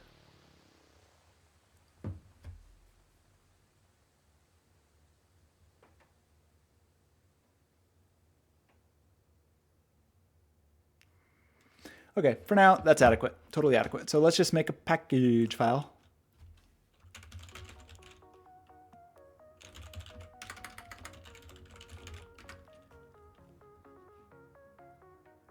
Wait, what did I do? Oh, I can't. What?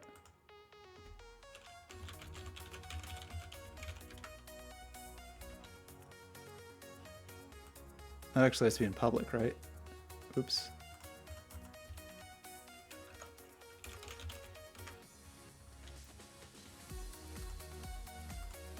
What is my problem?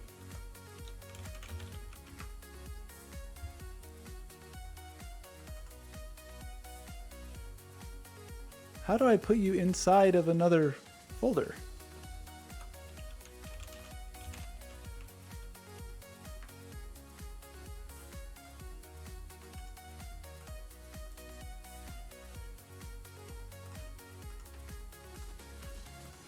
I thought you could just...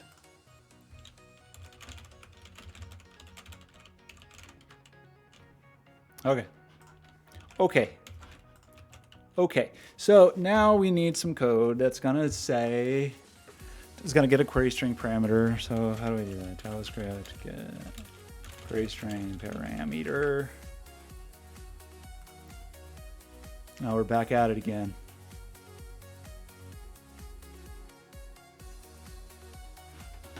I don't want that. I just want raw.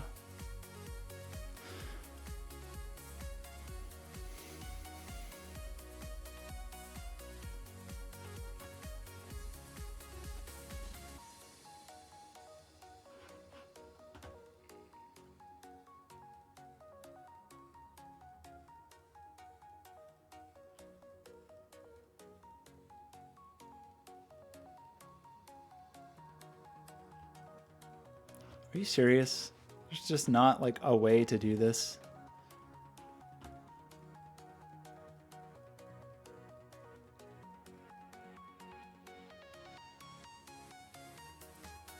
Oh, URL search params is an API. I thought it was saying it was an application. Or like a library we would need. Okay.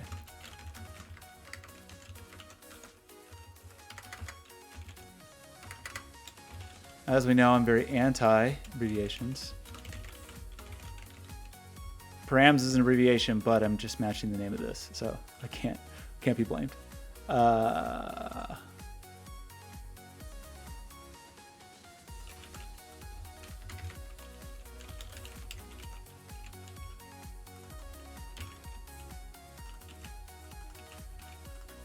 So where was that? Okay, so now we have our ID. That ID is not terrible. And the only thing we have left to do is steal this stuff to read the database, and then we have made the thing. At least we've made, like, kind of made the thing. So this is when we have connected. Then we need to do like the find thing, which was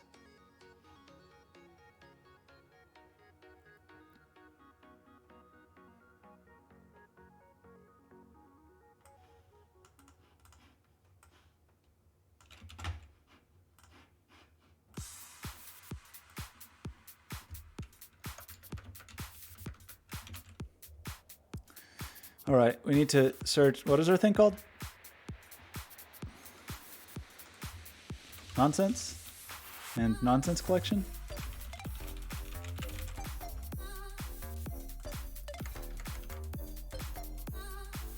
And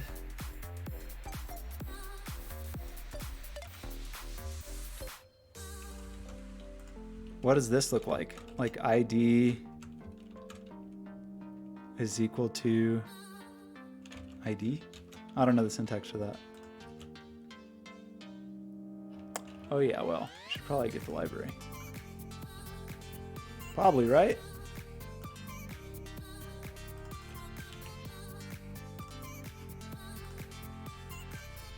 Where am I? Here.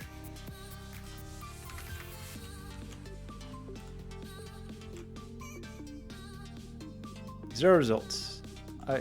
Probably you have to do the syntax right. It's gonna be my guess. Is that underscore ID?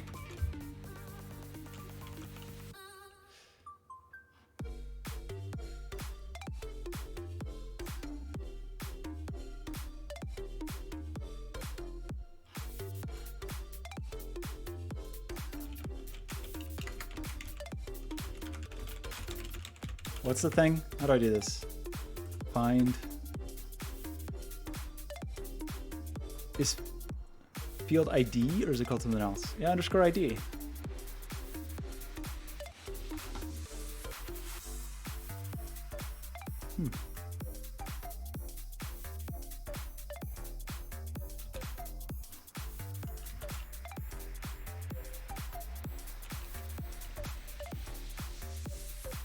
Oh, I was just printing it, not setting it.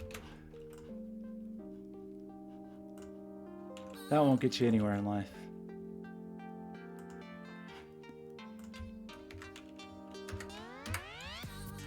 What's your problem?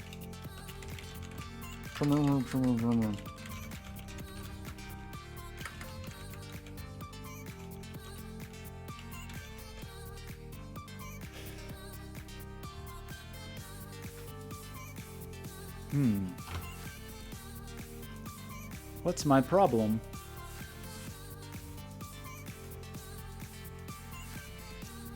So presumably these things are getting inserted. So these are all my finds.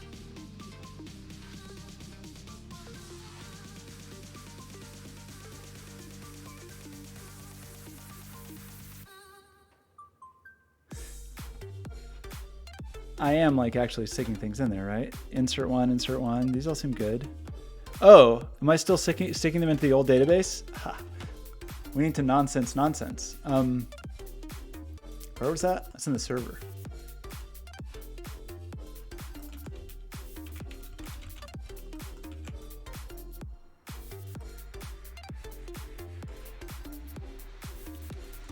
Okay, so now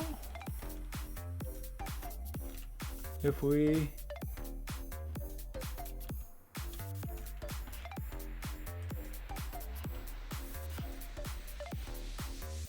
do this, oh, that doesn't seem good.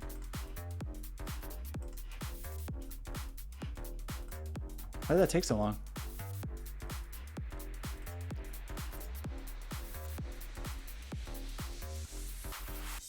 And why is that still bad? Okay.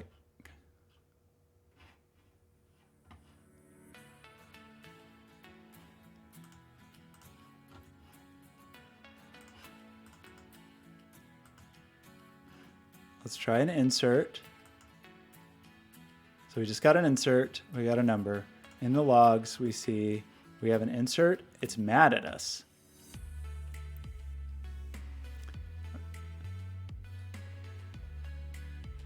Wait, where's hits? Oh.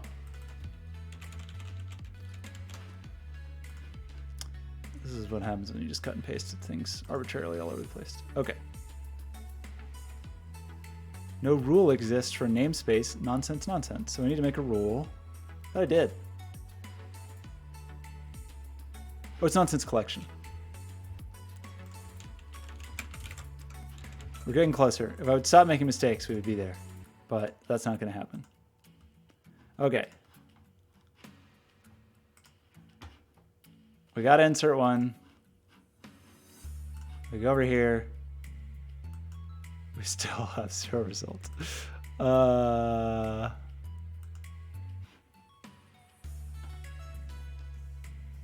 Starts in 5e, ends in 3D. Starts in 5e. That doesn't work right.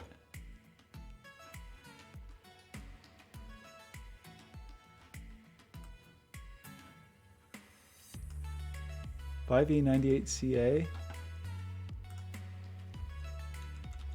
Doesn't in 3D. Okay. Are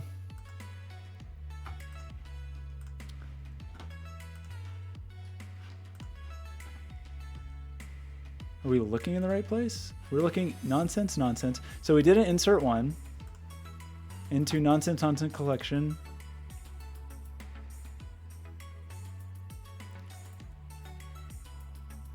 Oh.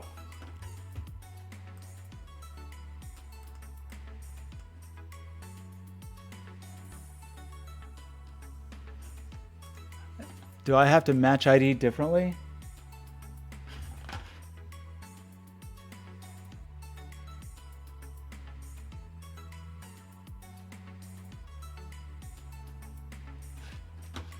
I'm confused here. Is this query wrong? This find ID, is this not the thing to do?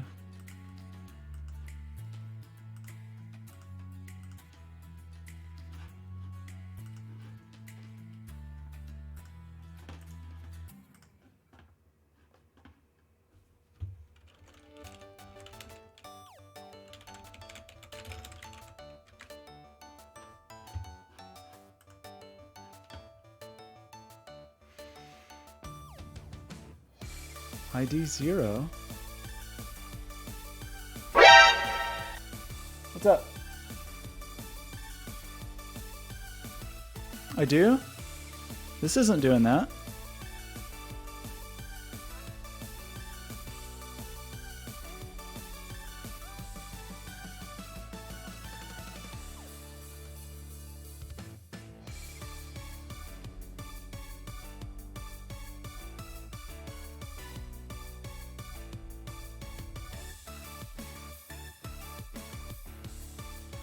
Oh, those are the options?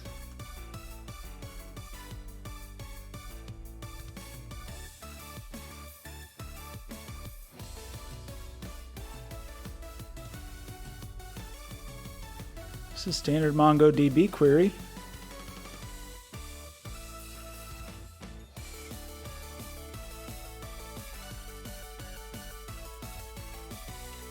You think I have to do...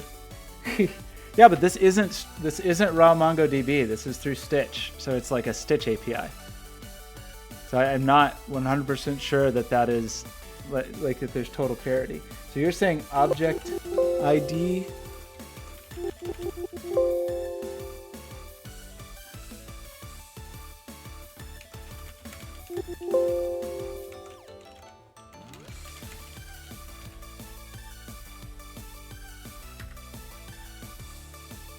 So find one. I do like find one. That sounds great. I feel like we don't need this limit.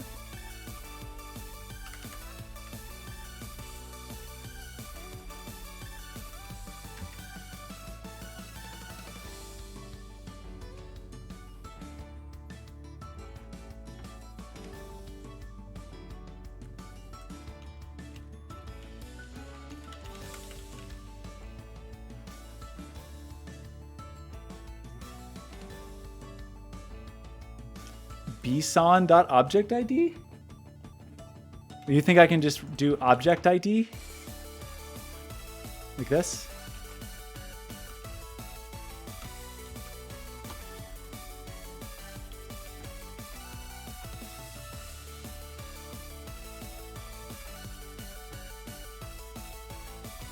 Who knows about object ID? Do I need to get a bson module or something?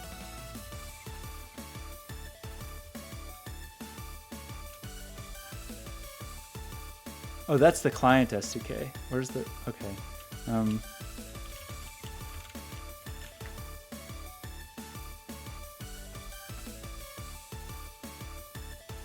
Client SDKs, JavaScript SDK.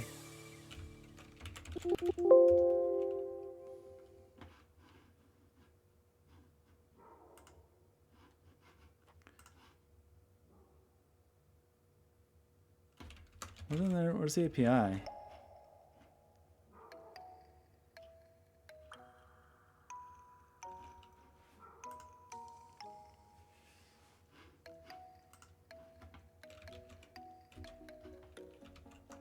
Didn't I have that up before? Where was I? Thought I saw the whole browser. Is this repository, right? That's the Android Java SDK, but I saw it somewhere. Stitch something.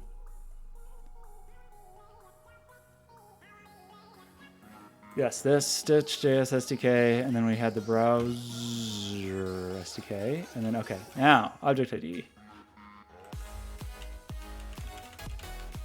You find it? I'm not in Node. This is browser side.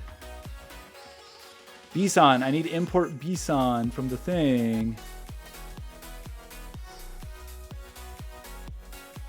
So it's just stitch.bson.objectID. Is that what I need?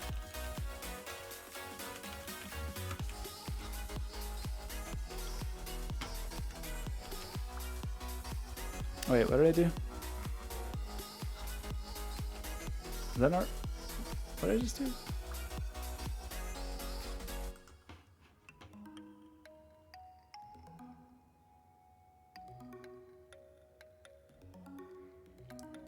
That's to make one.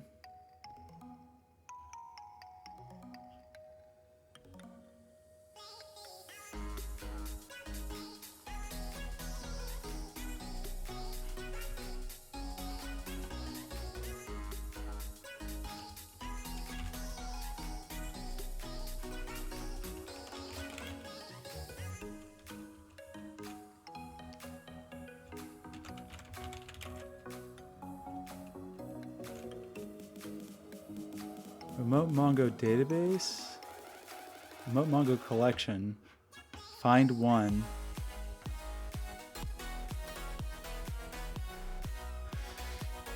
Just query.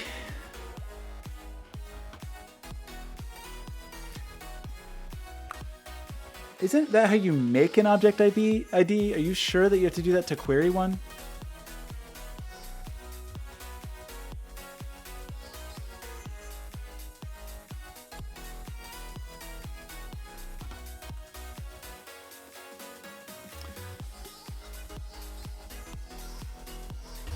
I feel like I'm making this more complicated than it's sweet.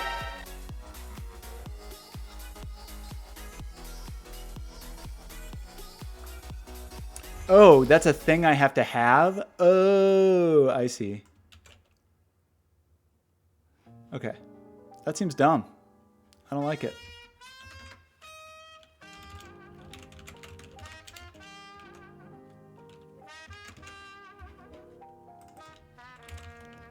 Okay, so you're saying if I can do that, this is the thing to do?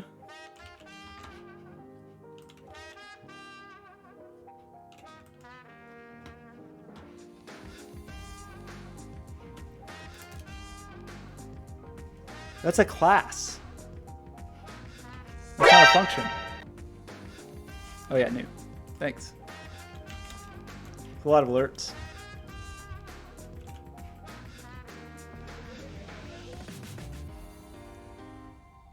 And then used, what is the syntax of this?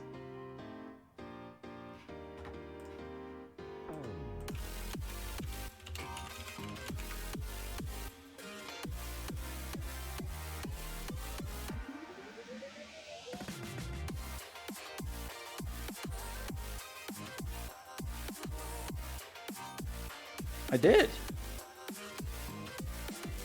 Into the resulting object?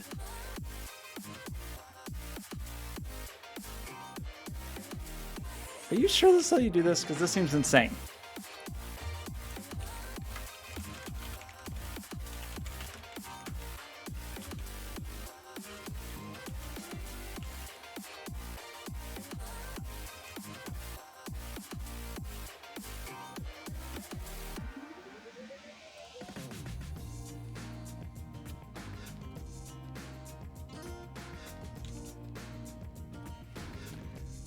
You have not used the Stitch browser side API though.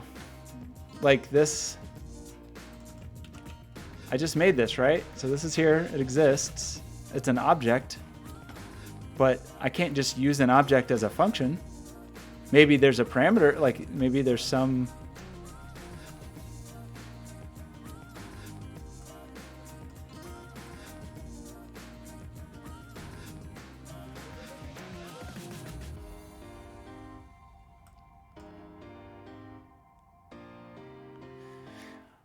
I don't want a new object ID. This seems wrong. This just doesn't, this seems really weird.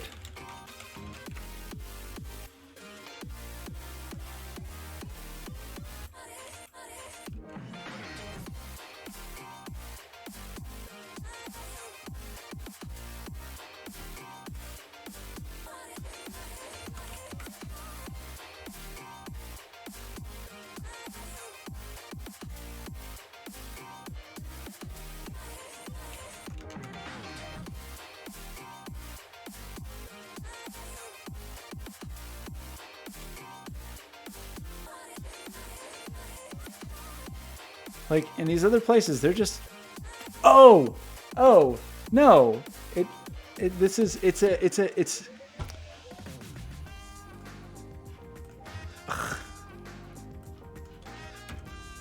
a string.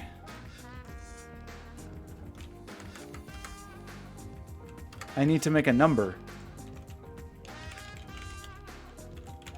Right? Is that my problem? Kind of sounds like my problem.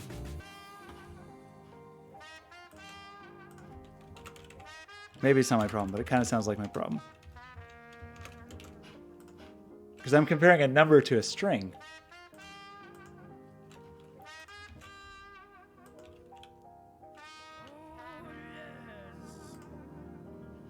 Okay, find one maybe just doesn't have an as array.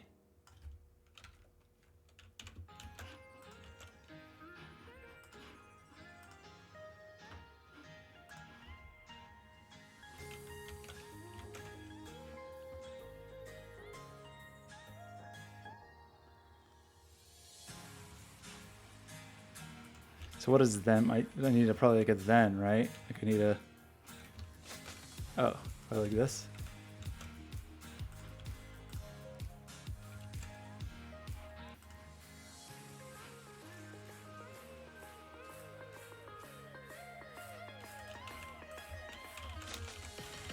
Oops.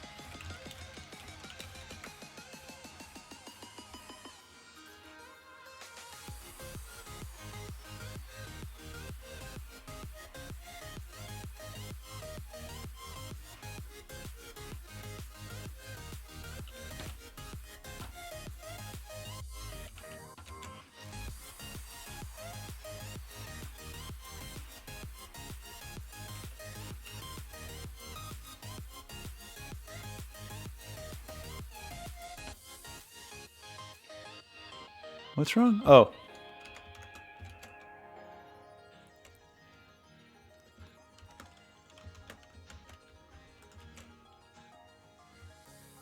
Okay, that wasn't the problem. What was the actual problem?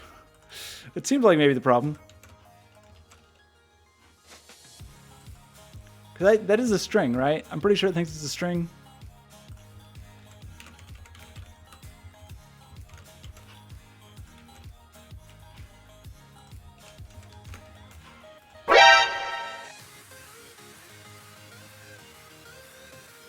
Like, it's literally a string that says that. Oh, really? Okay, it's not a number, that's for sure. That seems insane.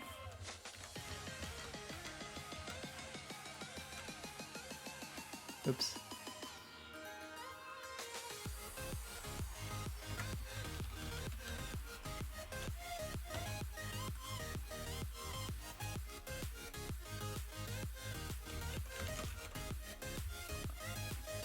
Why don't they do that? Why is that not shown in any of these examples?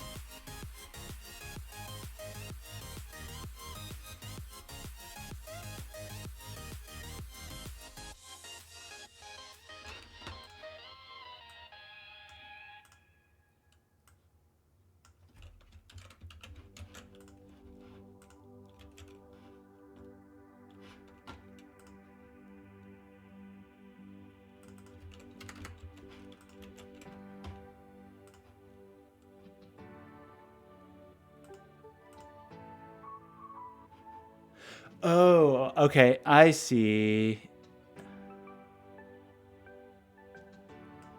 ID is an object. Got it.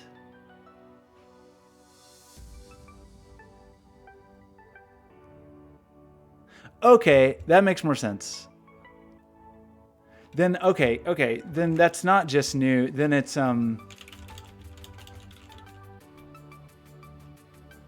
what did we say?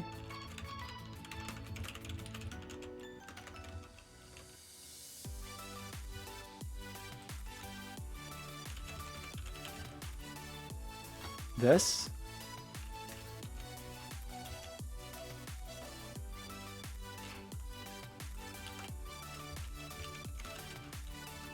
I see now. Lily Bites, how's it going?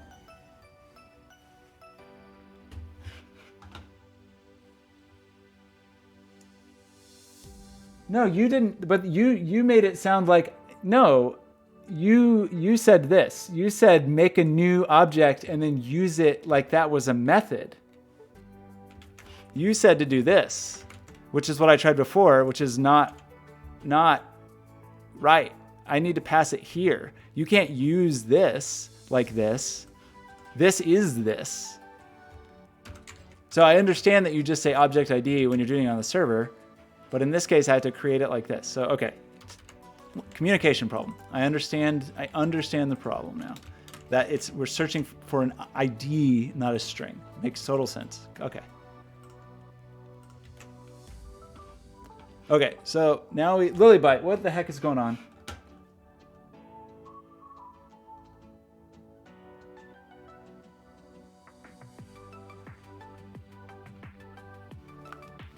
We're having a fight. I'm having a fight with Life is Yours. He's being very helpful, but sometimes when he types, you know, like little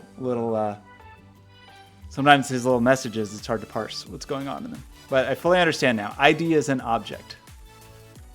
So now we get this. So I am trying to make a system by which when you're using an interactive installation and then you want like a little takeaway, like say we make a photo booth and then you take your photo and you're like, I want that photo. How do I get it from me to my phone? We're trying this ridiculous QR code technique where I could say, hello, Lily. Yeah, but you didn't say that. You said to make that object and then use it like a method, like call it like a function, which is not correct. It's right. It's in writing. It's inescapable. Okay, so now I just made this. So if I go over here, I hopefully get that hello Lily. Hello Lily. Okay, so now I'll have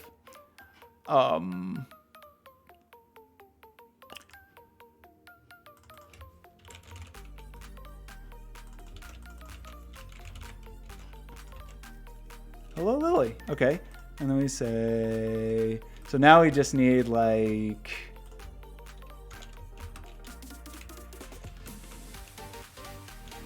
okay.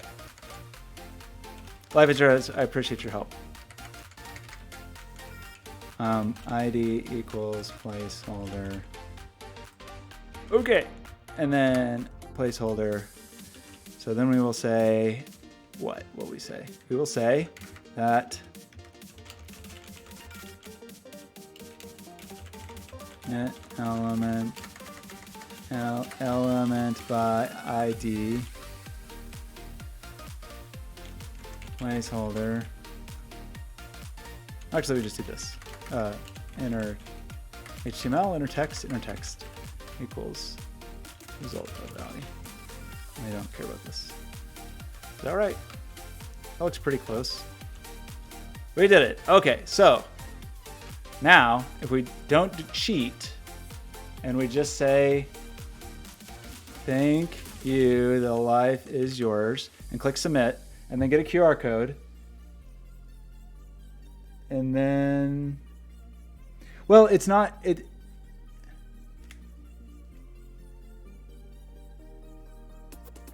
that's what I was confused about. Because in every other database I've ever used, like the key is it's whatever it is, you know, it's an integer or a string or whatever. I forget the crazy hierarchical nature of Mongo, where in this case the ID is another hierarchical object. Okay, so we have a QR code. Thank you, life is yours. We're gonna go to this webpage. And it's very tiny, but we can't read that at all, can you? Because I have my exposure set. Thank you, life is yours. Now that I think about it, when you look at TLIY, it's almost like Lily. Are you two the same person? I think you two might be the same person. Okay, we did it. We did the thing. We did a serverless, although there's kind of a server, but it's really will be local. So whatever, if I came here and I took my picture and then I posted my picture to a database, the ID of that object is encoded in a URL or along with a URL here, and then I can go here and by passing that ID, I get the object. So I think that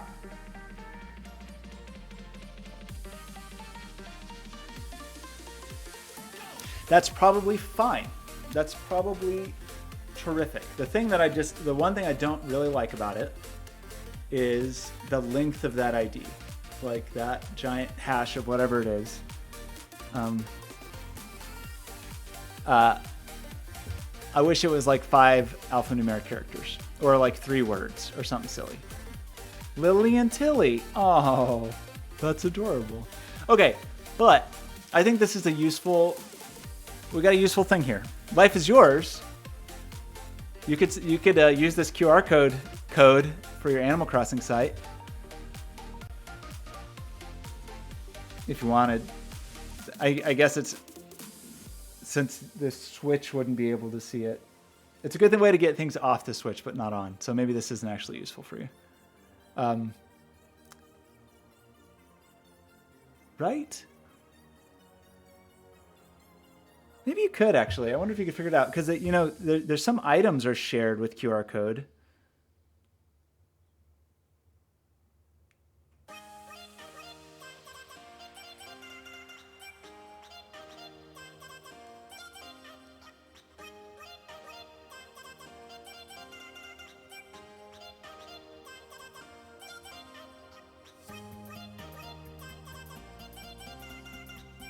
What's that thing called? Sorry, talking to my dad.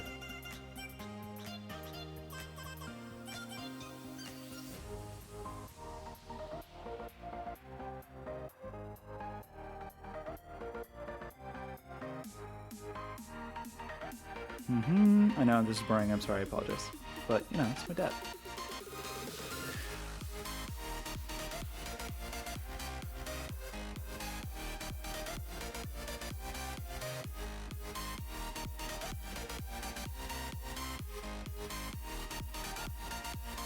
Okay, just 1 second. I just need like a second. Just give me a second.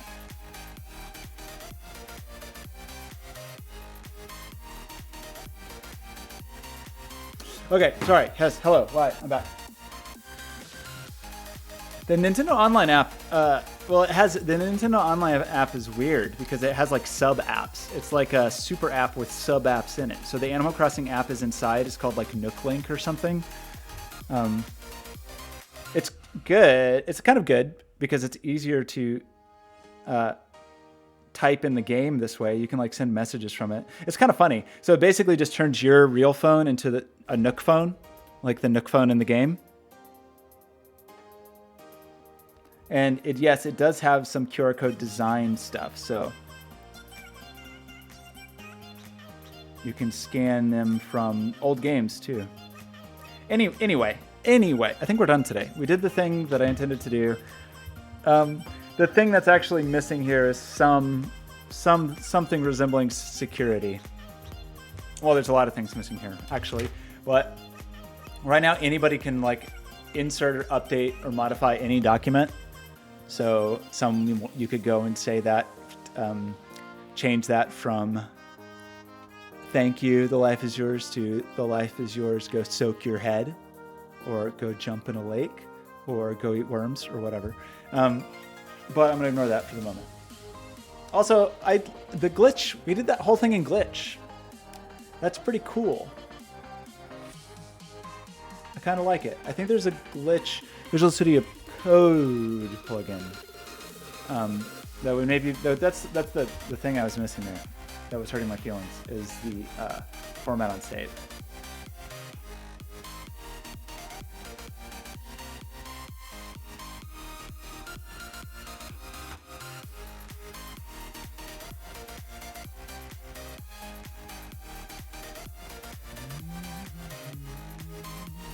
Oh, thank you for the random 5-letter code, but there could be a repetition. I need some. It still needs to be a good, it still needs to be unique. I guess it could expire. Like the ID could expire. But I would want unique IDs that are shorter. VS Code glitch? Yeah, I think that's a thing, right? I thought I saw that. Glitch,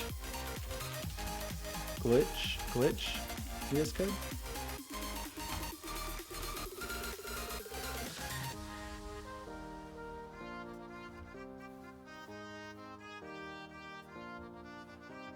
Yeah. Let's try it real fast. Even though I said we were done.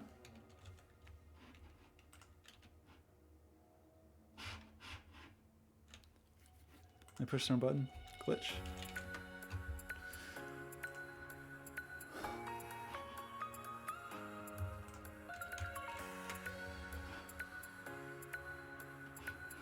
How does it work? Install.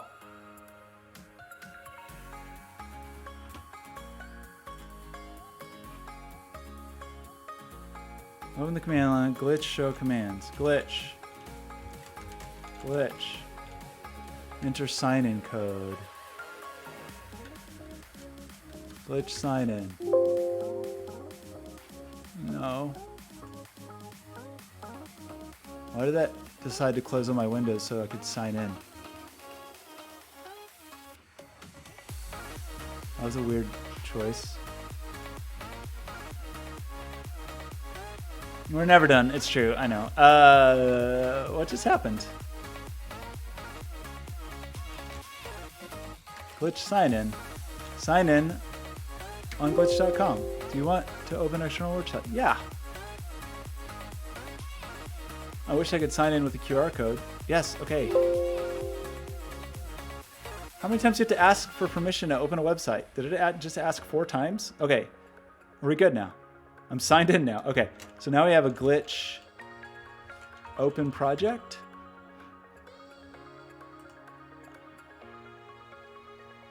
Hey, that's pretty cool. By the way, my code installation appears to be corrupt because of Life is Yours did this to me.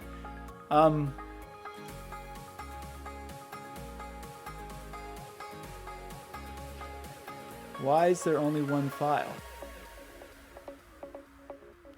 And why am I looking at like previewing and rewind? Rewind? No, don't do that. What are we doing here? Oh, okay. I just ended up in a weird state. Okay, so you're telling me like if I make changes here, they're going to automatically deploy?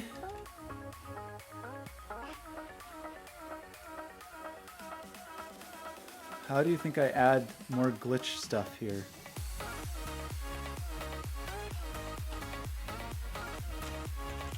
So like glitch console? Cool. How to do glitch logs? Cool. Okay, but like, do I just save or do I have to commit?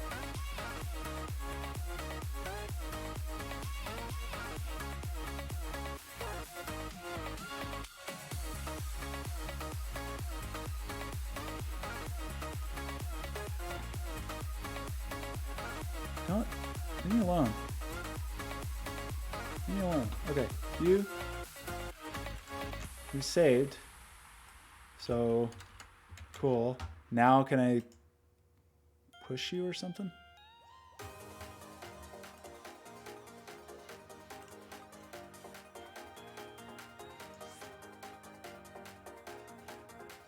I never use the source control stuff in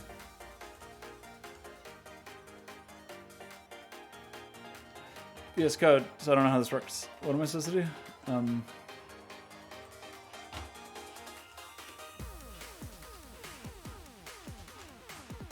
Quick start, new project.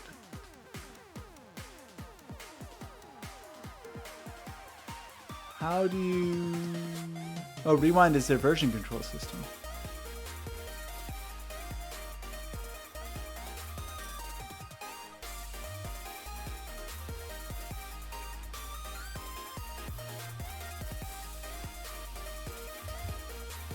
That's rewind. Like, how do I... Do I have to do something to push this?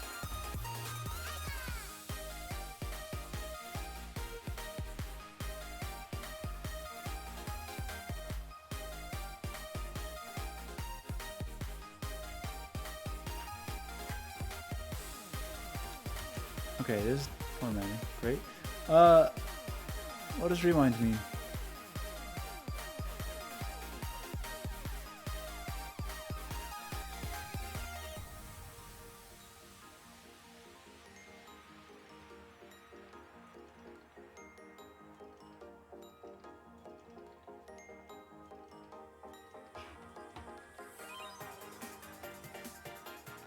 How do I redeploy? Like...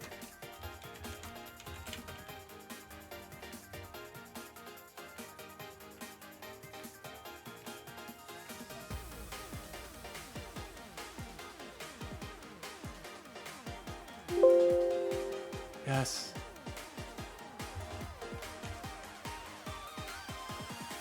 So, if...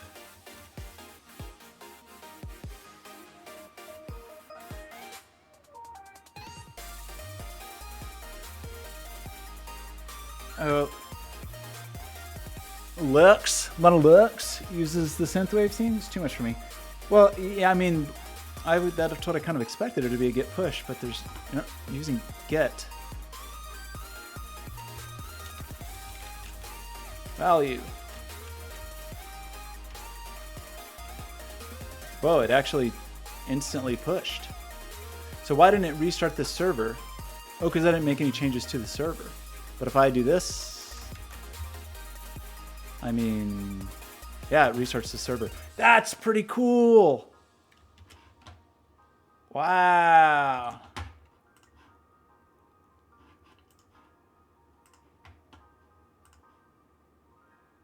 That's a nice message. Initial value. Okay, so basically, we just made a way to get at your, stick something in a database and like jump across devices with a reference to the object with a QR code, right?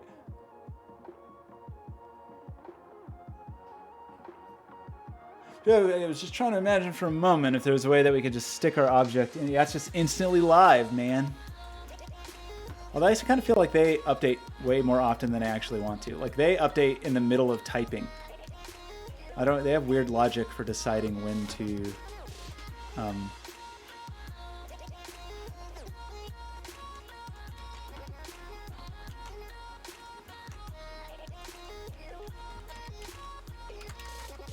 but I guess in this case, it does it when I save. And it doesn't live refresh the browser like it normally does, which is a cool feature, but I could probably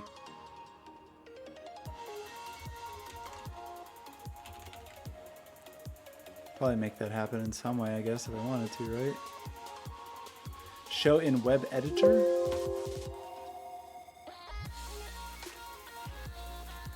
So like if I do this, is it gonna match? Whoa, look at, whoa. That's just crazy. It's sending every keystroke. It didn't wait for a save. It's just doing it like, weird choice. I don't know about that. To glitch for a custom domain name? Is that what you mean?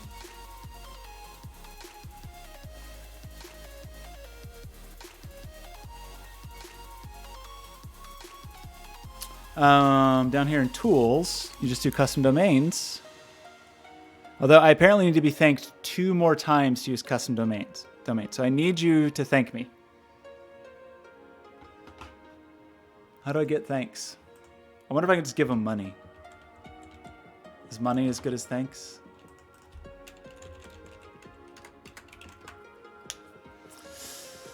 I might have to like actually answer questions.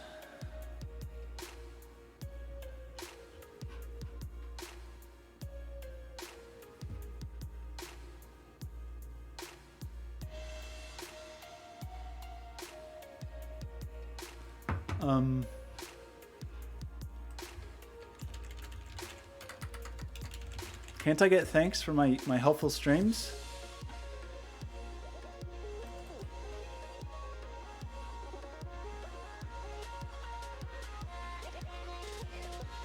Thanks for helping. So if you just like click on a random person, can you thank them?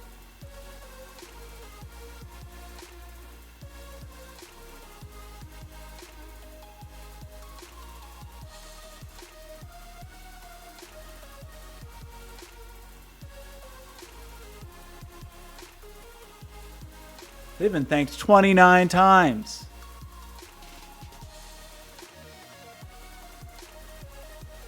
That's nice. Do you only get thanks by helping someone? Because I don't really, that seems like a weird thing to do. Like this person needs help. I don't really want to help them.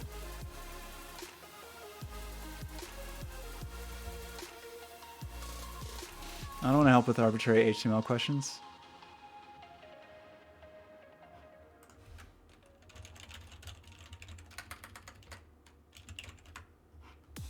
Get Hanks, Tom Hanks.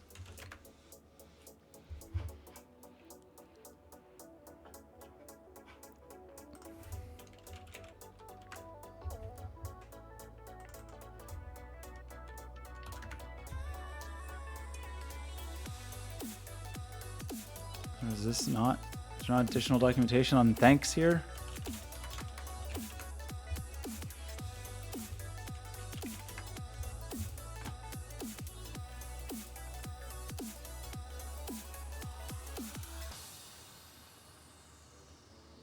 It's pretty weird that they would gate a feature behind thanks. That seem weird.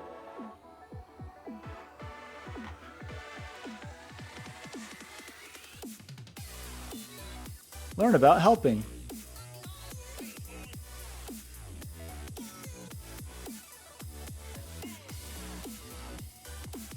I think I hate this.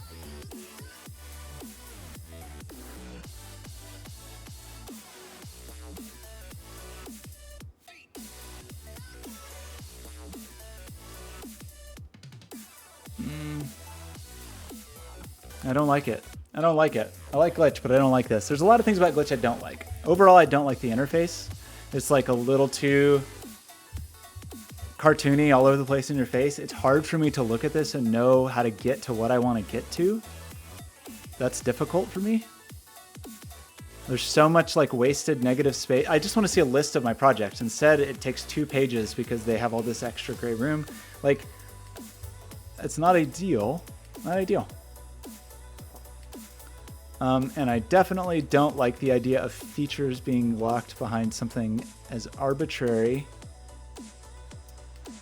as thanks. Pretty weird.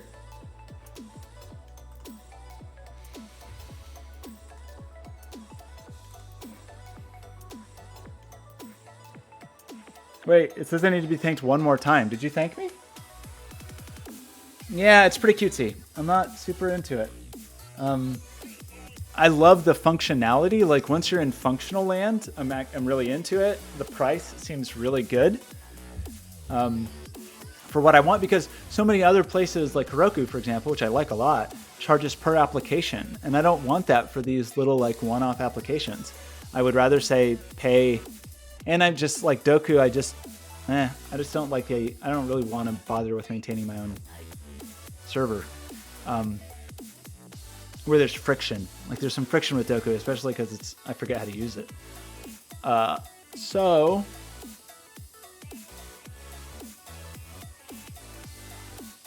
but somebody thanked me for something? I mean, it'd be kind of cool if you could thank me just for like sharing my code. Like I've taught workshops and stuff and used glitch. I should have had my students thank me.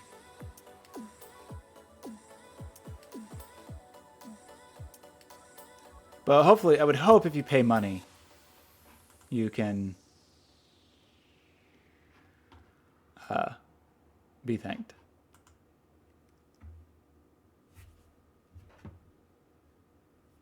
Oh, did you find out how? How did you thank me?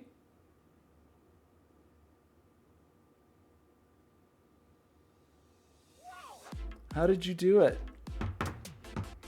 Yeah, but could you maybe give the link to Lily or Phil? Maybe they would thank me too? Hint, hint, hint, hint.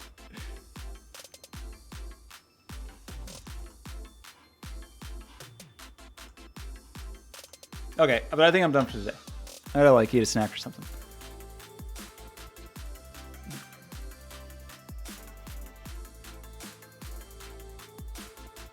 Oh, so you can just thank me. Like if you look at me, so if I just throw this link in here, when you look at that, you can say thanks.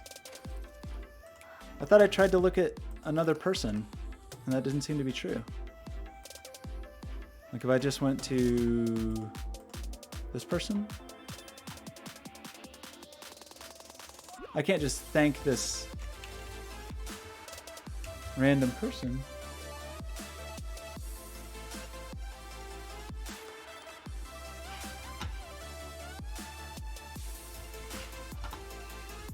Oh, like on a project, like in the.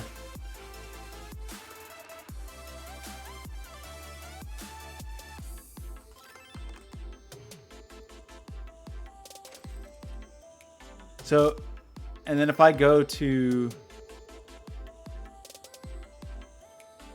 a view source, can I thank from here? No?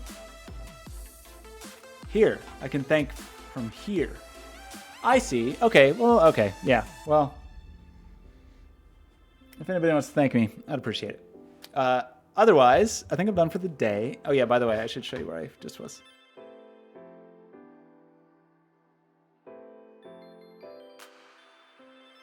I clicked the wrong button.